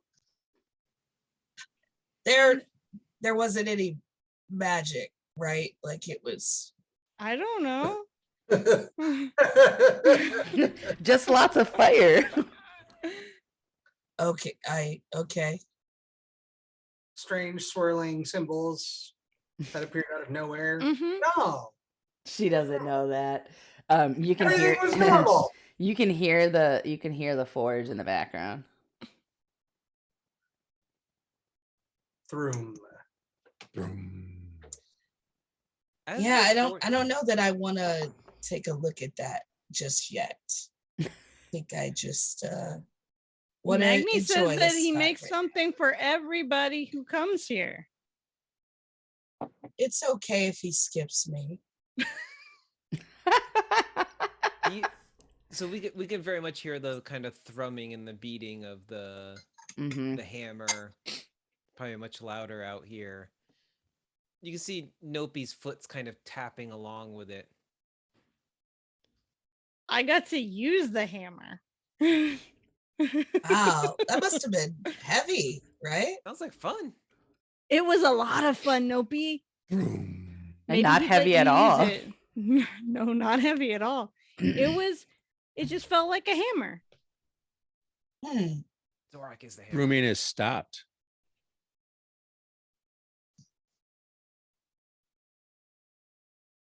It's so quiet without it. Yeah, I kind of grown accustomed to it in the background, honestly. I mean, we've been hearing it since we've come to Cornucopia. We could hear it miles away. Rum. Well, I wonder why he everyone's got to stopped. rest. Everyone's got to rest sometime. Maybe he Do needs a they? rest. Yes. Oh, you seem really excited about it. Do you want to show us where it was? Yeah. Sorrel found me there earlier. Let's Scott's face. Yeah. Nopi, Esme, come on. I want to show you. Magni's really nice. He's just a blacksmith and makes stuff. Oh, okay. I mean, Radcliffe said my mom was here. Like, people knew my mom. Maybe my mom left a lantern here. Huh. Maybe it was a clue. Mm-hmm. Is there a blue pop print on it at all? Yes. Nope. Do you want to go to the forge? Ollie seems really excited about it. Ollie's just so- gonna start running. Come on! I Follow didn't know it was a me! race. Follow And I'll me! take off after you. Once you start running, like Nope's like, oh, we're racing. Okay. Esme is gonna take her time standing up, taking another sip of the tea, and then How much chill tea is Esme drinking? I know. walking over. That's a good point. She drank the chill tea. She should go with the flow. Oh, oh man. I Yep, have just she's- one line She's, for she's gonna go with the flow. one line for Magni, and then Kayla, you can take over. Go ahead. As Esme walks up, Ali and Nope have already been there, And Ollie's like, these are my friends. and Magni looks Esme in the eye, nods, and says, "Hello, Esme."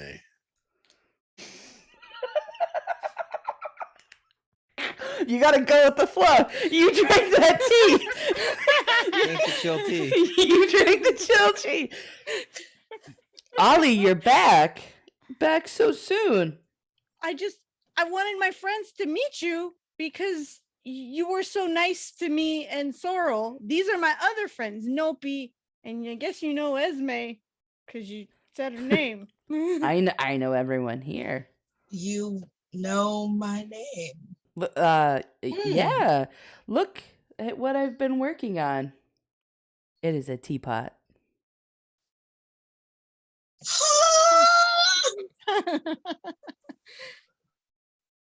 It's your very first teapot. What happened to your first teapot? Oh man. Oh wow. And as they took the chill tea. Oh my goodness. Wow. You want to hear about that now? Yes, I listen to every story.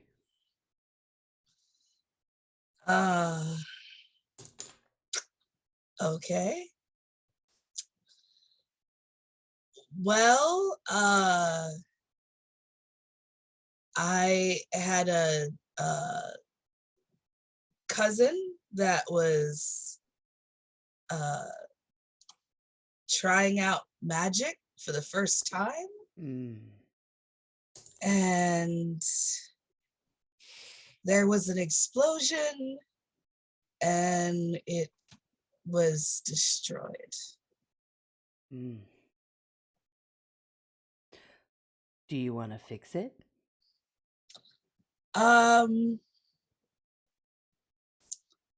I don't know. Maybe I should just leave So it. here's a question: is it metal or is it ceramic? The forge can fix anything. It Great. works. I'm just curious what it is. Yeah, what is it? That's a good question. Ceramic. So there's this Japanese method where they repair ceramic vessels with gold in between, Ooh, and so that's what he's doing. He's melting some gold, and nice. he kind of slides the table that he's working on over to you, Yes, Kintsugi. he does. Kintsugi, yeah. And so it's the idea of kintsugi also is that the broken item is more beautiful as it's fixed. And so it shows its flaws to remind us that there's flaws in everything, basically. It won't be happy until it's back with you. All of these items in this forge, they don't want to stay here. They want to be where they belong.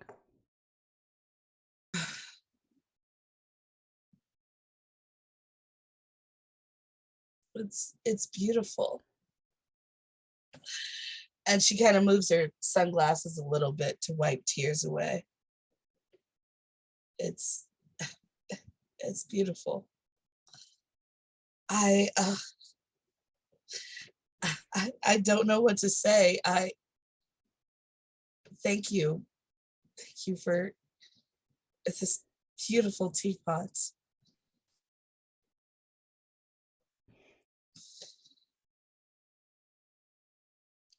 It's in front of you. There's a little bowl of molten gold. And I don't know what tool you use to apply the gold, but the tools are there. Yeah, he's gonna slide the tools to you and say, "This part is for you to do." It's for me? Mm. I don't. Ollie did it. I used the hammer and I fixed my lantern. But there's so many broken pieces. Magni said I couldn't break anything here. It's It's true. so broke. It's so broken. It's already don't- starting to come back together and fix itself. It's like half together. Yeah.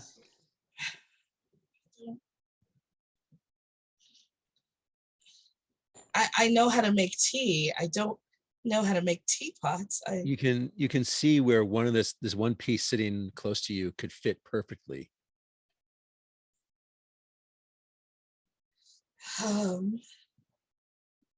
I suppose I'll try. And she begins to put the pieces together. You get a token. Oh,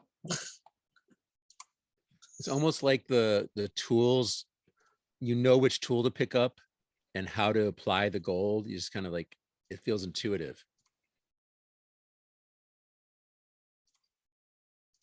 Yeah, this is so much fun doing this. I don't know. We're like building off each other this way. That's great.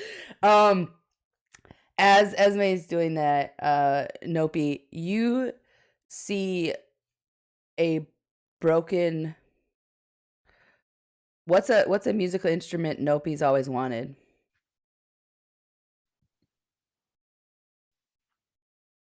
I don't know. So I kind of picture it that like he doesn't really want any instruments. They kind of just find him. Okay, so what musical instrument does he see out of the corner of his eye? Let me see. I've got an ocarina. I've got a like drum kind of thing. So I'm trying to think what would round that out a little bit. Maybe he's seen your fiddle. Oh, And so like let's say a ukulele. I like it. Oh, I like it. So you, Nope sees that out of the corner. It's not familiar to Nope. Nope's never seen it before, but something about it feels like it's his. Have you guys ever seen the American steel guitars? Where the base of the guitar is steel? That's cool. Oh, that is So cool. let's just say it's an American steel ukulele. Yeah, that's cool. Or like a banjo. Like I a was steel initially banjo. thinking a banjo. I wasn't initially thinking a banjo. And you see it out of the yeah. corner. And you don't recognize it, but you know that it belongs to you. Scott. My banjos are upstairs. I feel like Nopi the fox would play a banjo. Yeah, I feel like or that. would like that fits the vibe. Also, like Mike hair is intense, vocal, and full of light. And if that's not a banjo, I Right. don't know what is. And Magni sees you looking at it and says, "Oh yeah, that item belongs to no one and has just been waiting for the right person." I've always wondered whose it was. Yeah. I feel like I just like keep looking at it like You can fix it. And it like its casing needs to be reforged. Go ahead. okay. And I'm gonna do something that I can always do, and I'm gonna leap on top of something. So I imagine there's like a table or something Yeah. in here, and Nopi gets excited and kind of leaps up, and like maybe it's like higher up on a shelf, so he leaps up so he can grab it. Because like it's just kind of out of the way, Yeah. since it belongs to no one, Right. right? and I'll try and play it a little bit, but I imagine it's like out of tune, like it just doesn't Yeah. doesn't sound And good. its casing's a little cracked, so it needs to just get new wires and a little new casing, and so you can work on that at the table. You find like all the tools to do whatever you need, and you just kind of know how to put it together. Yeah, I feel like he'll take his other instruments out and he'll kind of just put it down, and there's just like an intuitive kind of thing for him that he'll pluck at a few things and see something and turn it over, and like he's just like kind of fidgeting with it but also fixing it, right? And as Nopi's doing that, Nopi can see like runes start to form. And Magni kind of looks over your shoulder and says, "Ah, yes. Everyone will listen to you when you play this." Oh no, did I ruin it?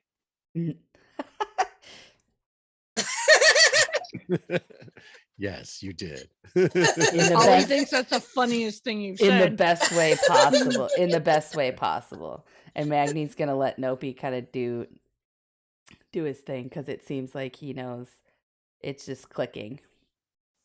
Like As as I'm may. doing it, I'm gonna talk at the same time because I feel like Nopi Yeah. does that. Like this is just kind of intuitive for him, so he's like, can do, do you know spice? Kind of intense. Wow. Yeah. Can I kind of trust everybody, but like they said that they would have some rooms for me. You think it'll be okay? Yeah. There are probably rooms for you. Okay. Yeah, we bartered and I played some music, but I didn't have this banjo. Man, this banjo would have been great. I Well. really could have gotten people and just kind of keep going. But okay. Yeah. Well, you can play it when you get back.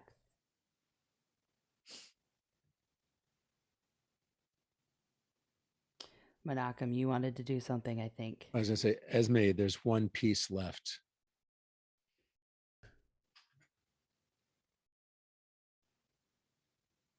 As she's been putting this together, she's been very cautious, but very patient, very careful with every piece. But you found it to be easy.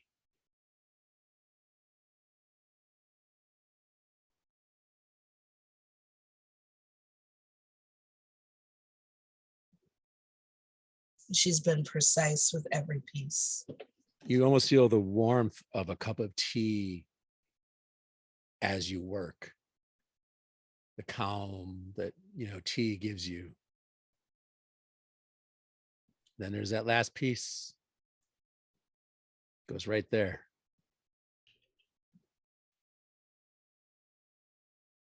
And she just gently slides it in.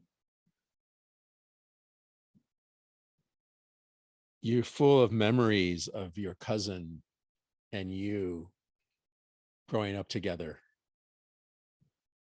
and images of them, and I'm assuming they had a strong sense of curiosity and awe and wonder.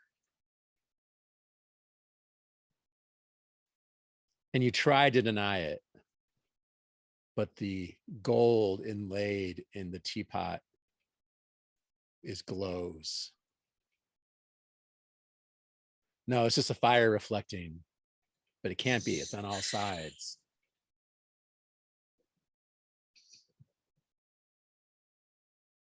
Must be a trick of the light.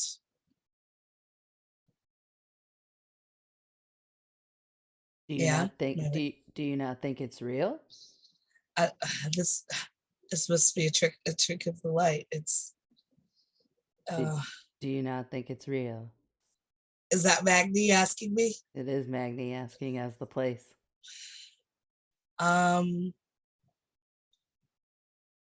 This can't be real. This is it. Ollie, Do you see this? Yeah. Am I imagining things? Esme gets to take a token because Esme is wrong and it is very real. And Maggie says, you will forever brew some of the best tea in all of Haeth with love and spice. Is your cousin still alive? Oh, good question. I don't know. Okay, you don't know. After that happened, I don't know. There was something magical that happened, and I haven't seen them since. Hmm. Okay. But why are you laughing? No, that was not Magni. That's Oh. the omniscient voice of the place. Oh, okay. Yeah. No, it was you. I was player to player. Is your cousin alive?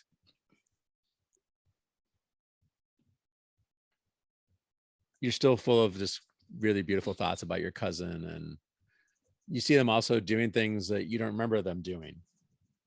Oh, I like that.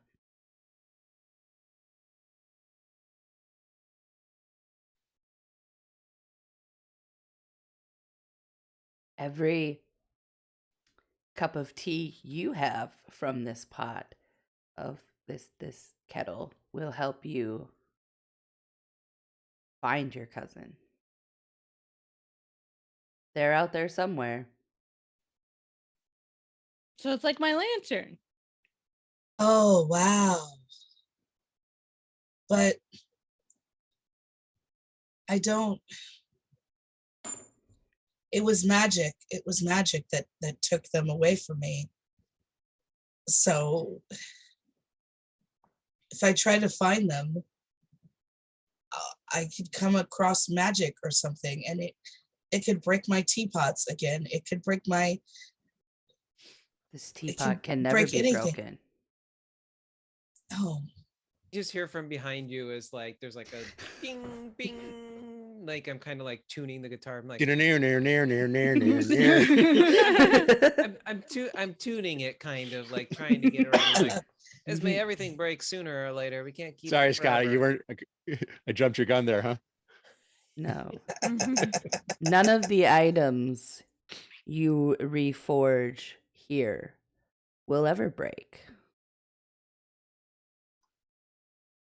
I could use a cup of tea, Magni says. Yes.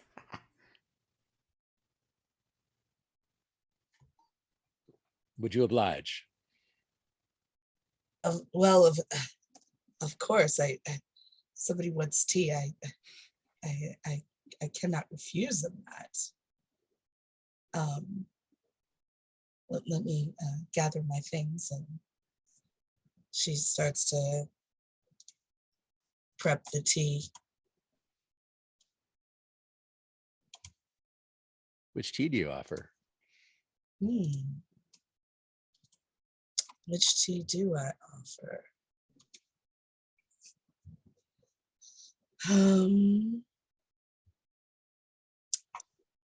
Think she will do Sun Smile.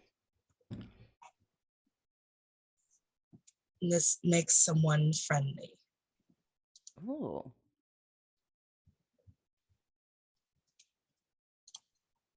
Yes, so she will prep the Sun Smile tea.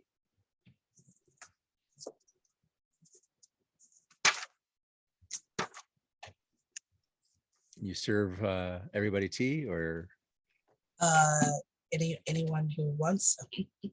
Yes, of course. okay. Not believing that we always have to have delayed gratification. I, Menachem, playing the place. Remember, there's a meteor shower going on, Yep. and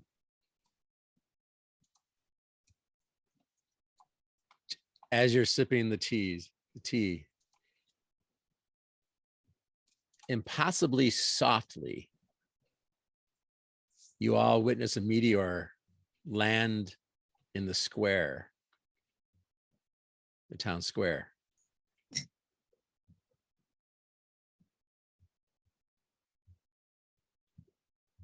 And then crumble. And there's a figure standing there.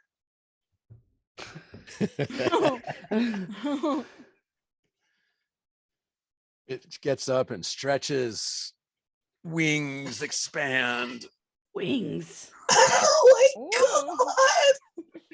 I Oh mean- my god! The Mothra?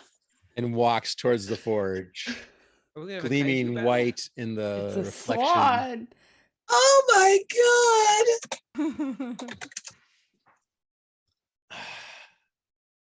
I could use a cup of tea. Oh my god! Leo? Esme. Leo, oh my god, how did you just show up? Are you real? And I don't- she'll reach out and like gently touch his feathers. Yeah, they're there. It's like kind of like wiping sleep from his eyes. Like, just I feel like I was dreaming. You've been gone for a long time. I thought you abandoned me. I I did have a not mean to question. leave. Yeah.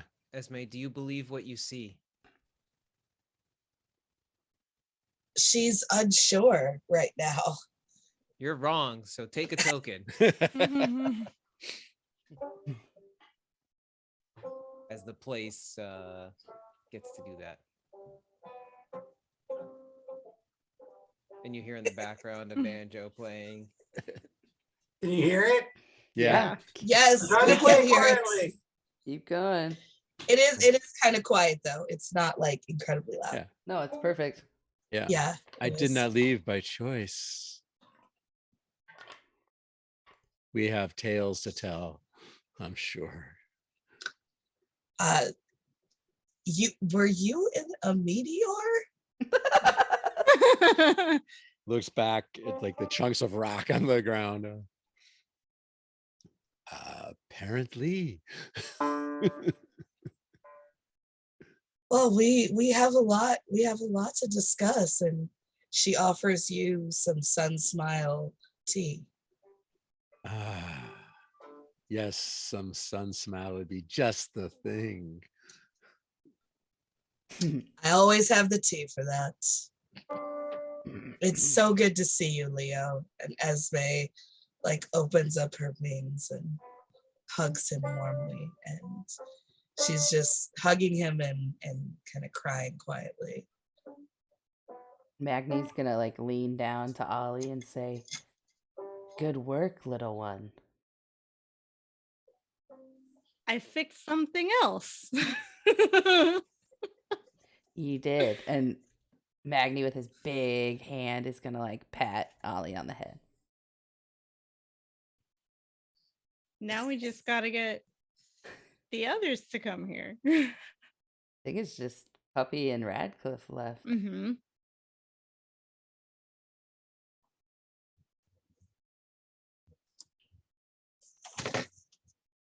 We may have reached a good stopping I point. think so. Mhm. That's what I I was think I thinking. think so, too. so.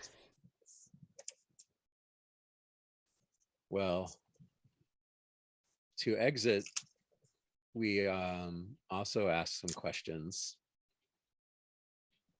And the usual one to start is, what did you appreciate about your play or someone else's play? What was a favorite moment or two in tonight's game? And I'll pull up the order, but Lara, you were first. Okay. Favorite moment from tonight's game.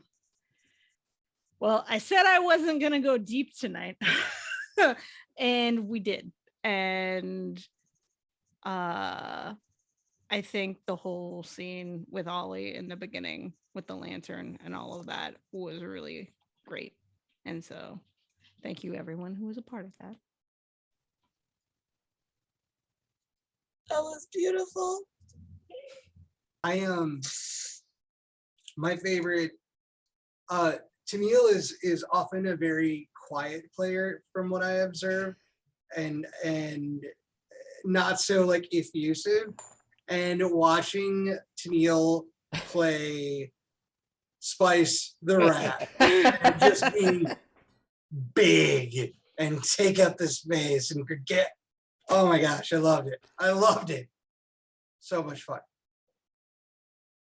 Thank you. Thank you. Scott, you haven't played enough games with me. That's all I have to say. I was gonna say that You play these small characters that don't take up space. That was so much fun to see the other side. That's what you've seen so far, is what Tennille That's said. yes. yeah. That's been The my- rest of us are like, oh yeah, she does that. Yeah, I mean, I think one of my most boisterous characters, Kayla will remember Your Majesty. So sleep away. And Dustin, Sleep right? away. Your Majesty. Your Majesty. Oh boy, Your Right. Majesty. Woof. Yeah. Yeah, she was very, very big, very was- dramatic, very vocal.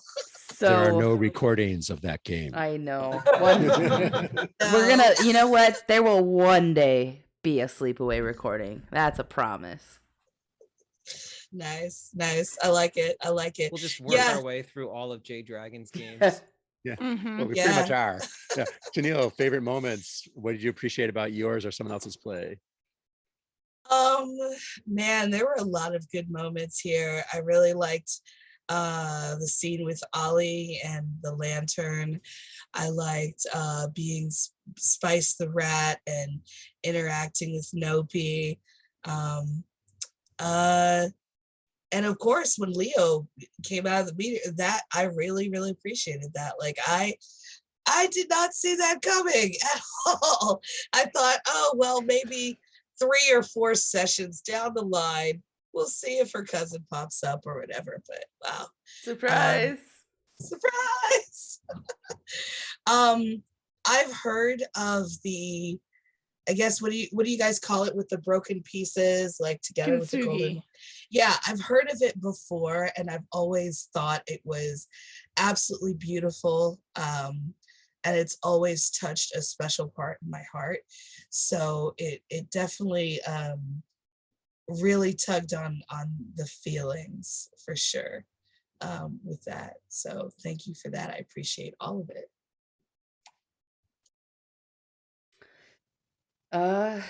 I really appreciated Dustin playing of Nopi in the beginning with with Spice the Rat. It made me laugh. That was a lot of fun. Thanks. Yeah, I had that idea of like, I had this idea for Nopi, and I was glad to get to play it a little bit here, where I think I did it in a few of the other sessions where like he just left and came back with something, and I think somebody was like, "Did you pay for that?" And he was like, yeah." Like, you've never seen Nopi carry money, like, right? He has a way of like kind of bartering and getting what he needs in the world in some way. So yeah, I was glad to actually get to play that out a little bit as well. Mm-hmm. I'm trying to think what I enjoyed from everyone else. I enjoyed all of it. I don't even know, like I was glad to get to play that, but I also was happy to just kind of see how everybody else played their characters and where they took them, and the ideas between Menachem and Kayla for how to play those different items and stuff. Kind of almost like the co-play of Magni was really nice to see. Mm-hmm. I think it's a great showing of belonging outside of belonging games, how you could take the places and the other characters and just kind of share them amongst each other. Yeah.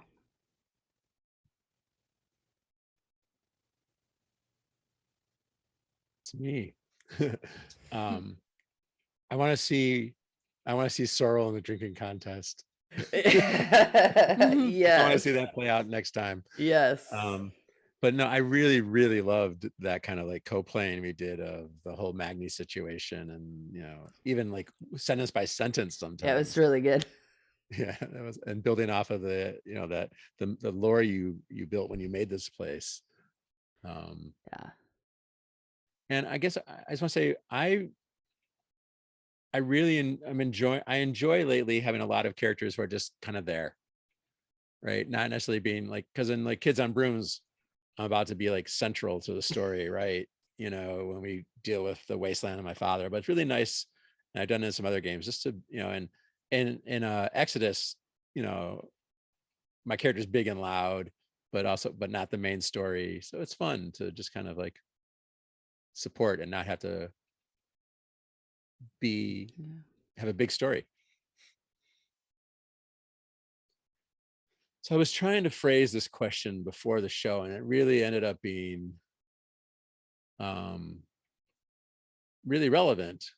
I was looking at the mirage can't always, right? It can always describe something too good to be true, show someone lost in their folly, but it can decide if something in front of someone is real and ask, do you believe what you see?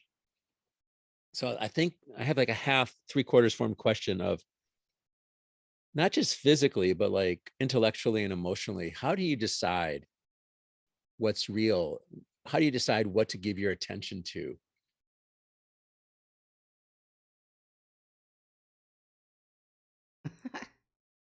And I'm first. I don't know. I mean, we can. Scott was snapping, so maybe Scott has a response. We can go back. Scott's probably just like, yeah, Menachem. That was a good question. That's a good question. That's a good fucking question. Right. So I've always been the person to say that like real is very much in the experience of the person. What I mean to say is like I think about socially, people always talk about like, I didn't mean it that way, or people talk about like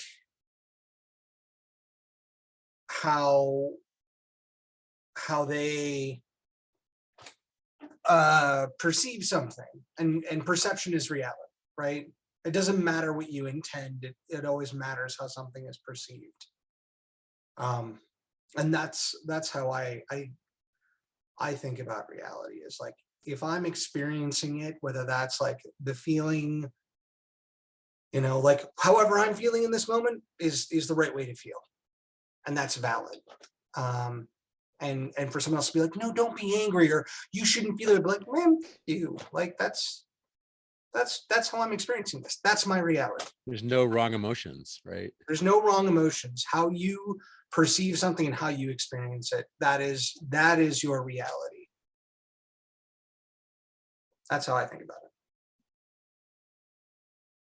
So when I hear the question of like what is your reality, I immediately go to, I'm an ESTJ, Myers-Briggs. So, that's a personality assessment for those that aren't familiar with it. And the S stands for sensing, and I've always been relatively sensing. And that is, if I can smell it, if I can touch it, if I can hear it, if I can taste it, like it's real, because that's my experience of it, right? But I have really opened myself up to those who have an N instead of an S, who see reality through their intuition, through their gut, through their feeling. And there's definitely a spiritual part of me. And it's like, if I spiritually experience that emotion, that is also real to me. And so both are correct. Oh, hi. That's a whole interesting thing to know, because I am an N. You're an N. I'm also an N. I'm just so sensing as well. My sensory input is just overloaded all the time, but I still am an N. That's crazy. Kayla, those N's. Interesting. I'm an ENFJ. Okay. At some point, we need to compare our personality codes. I don't know what I am, and I hate those. I hate those tools. I'm a Y2K. You're a Y2K? You're older than that. Man, how do I always asking such hard questions? I think I just kind of like know, like internally, what feels true for me and what feels real, in terms of like experiences and like things I'm engaging with. Yeah. So you're saying you intuit them? Yeah. You're an N. Intuit, perceive. Yeah. It's a vibe. Maybe that's why we can't explain it. Yes, go ahead, Dustin. Okay. So I always forget. I think I'm an ENFJ here. ENFP or ENFJ. I forget which one.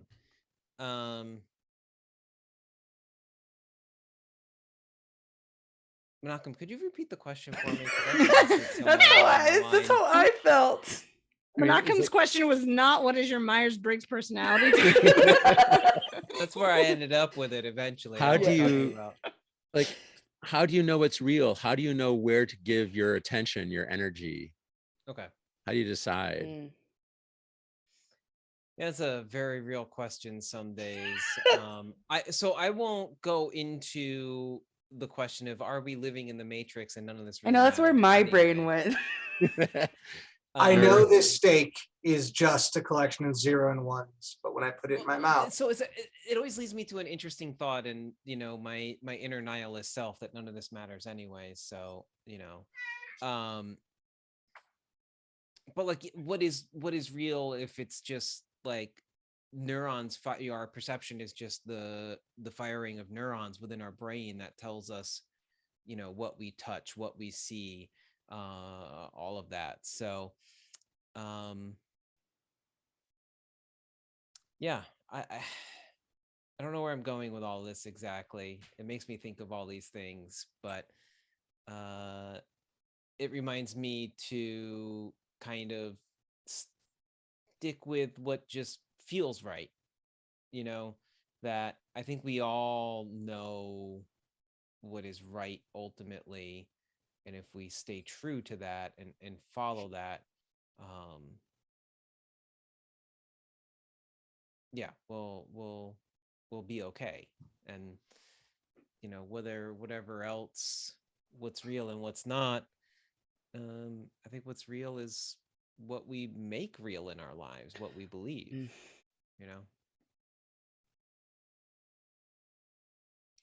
Just want to check with Lara before I go. Did you have any more thoughts that have come up since our people answered? I think one thing that came up is something that I talk about with my clients all the time. And it's like everything that goes on in our head is real. It may not be the truth, right? But it is definitely real and it is definitely valid. And it's about taking that and running with what you need with it and focusing on the things you need. So you think someone's thinking something about you unless you have proof that they are. Is it worth it to put your attention there? Probably not. But the way you're feeling and the hurt you're feeling is definitely real for you. Yeah. I was thinking about doing spiritual direction, like as you were talking about doing therapy there, that what one of my advisors who I actually got to talk to today taught us we're not here to say the right thing, like planning ahead of time what the right thing is. We're here to pay attention and feel what questions are wanting to be asked when we're with someone in session. And a couple of my guiding principles are like live comfortably in uncertainty, and understanding is overrated, right? So I don't have to know. And then I was thinking of a big principle that I use, like the as if. So I do Jewish mystical healing with people, and I've seen people get better as a result of this healing we do. Is it real? I don't know. Am I praying to some deity who's making it happen, whose mind I'm changing, or is it because of the power of positive thinking? Or is it I'm somehow manipulating gluons and quarks and healing happens, right? I don't know, and I don't really care. Yeah, does it matter? Right. It's something happens. I've always seen something. I've seen incredible things happen, but I've also just seen people feel better, right? There's always some positive effect. So I have a big as if philosophy. I act as if things are real a lot of the time in my work. And the things I put my energy to often are the things that I feel in exchange of energy. And I don't mean on some Reiki level, which it probably is that, but just like I feel an exchange of respect and energy with CASTT, right? That I put my energy into the group puts energy into me. It's reciprocal, and that's real. Instead of me trying to join some other organization that doesn't give energy back to me. So that's real when it's that back and forth. Yeah, I didn't know what my answer to the question was going to be even when I asked it. But thanks for entertaining and continuing to go deep this evening. Well, thanks for coming up with the questions.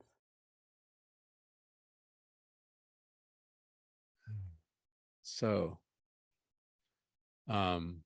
mythical family, I'd love to talk to you more if you want to. I'm open. Mythical, I'm reading their comment in the Twitch. So to close the circle, we do the name ritual in reverse. We say our character names, and then we say our player names, and each time the group repeats them. All right. I've been Ollie tonight. Hey, Ollie. Good night, Yeah, Ollie. And I'm Lara. Bye, Good night, Laura. Laura. Laura. Laura. Sweet dreams. Good night, Laura. Tonight I played Sorrel, Good night, Good night, Soul. Good night, Sorrel. Sorrel. and I am Scott. Good night, Good night, Scott. Scott. Night, Scott. Night, And Good night, Scott. Vader. Scott. Dreams. Good night, Vader. Vader. Good night, Vader. Almost. Everyone, I've been Esme. Good night, Esme. Good night, Night, Esme. Good night, Esme. And And I'm cousin Leo. Tennille. Good night, Bye, Tennille. Neil. Good night, everyone. I've been Radcliffe this evening. Good night, Night, Red. right. Good night, And Radcliffe. Magni. And Magni. Meg. Good night, Maggie. Maggie. And I'm Kayla. Good night, Good Kayla. night, Kayla. And I've been Nopey this evening. Good Good night. night, I Nopey. know, P. Dustin, good night, everybody. Good night, Good Dustin. night, Good night, Dustin. Good night. Pleasant dreams, Dustin. Guess I was Magni, but I was also Puppy. Good night, Good night, Puppy. Puppy. And Magni. And Kyle, And Kyle. Kyle. Kyle. Good night, Kyle. the Komodo dragon. And I am Menachem. Good night, Good night, Menachem. Good night, Menachem. And good night, everybody. Good night, Yes. viewers. Good night. Catch Ah. us. We'll be back Sunday 3 for p.m. Central. what episode is it, guys? I lost track. Episode Five? 10. Episode 5 of Exodus. Exodus. Yeah. Of Exodus. I thought you were talking about Wanderhome. Yes. So catch us. They'll be live with Gays of Our Lives on Sunday, and Menachem. No, I was wrong about tomorrow. Oh, not tomorrow. All right, Not tomorrow. just Sunday. Yeah. Right here Sunday. at Cast Gamers. Yes. So like, follow, subscribe, all the things. All Night, the everybody. things. Good night. That bell. Bye. Night. Good night.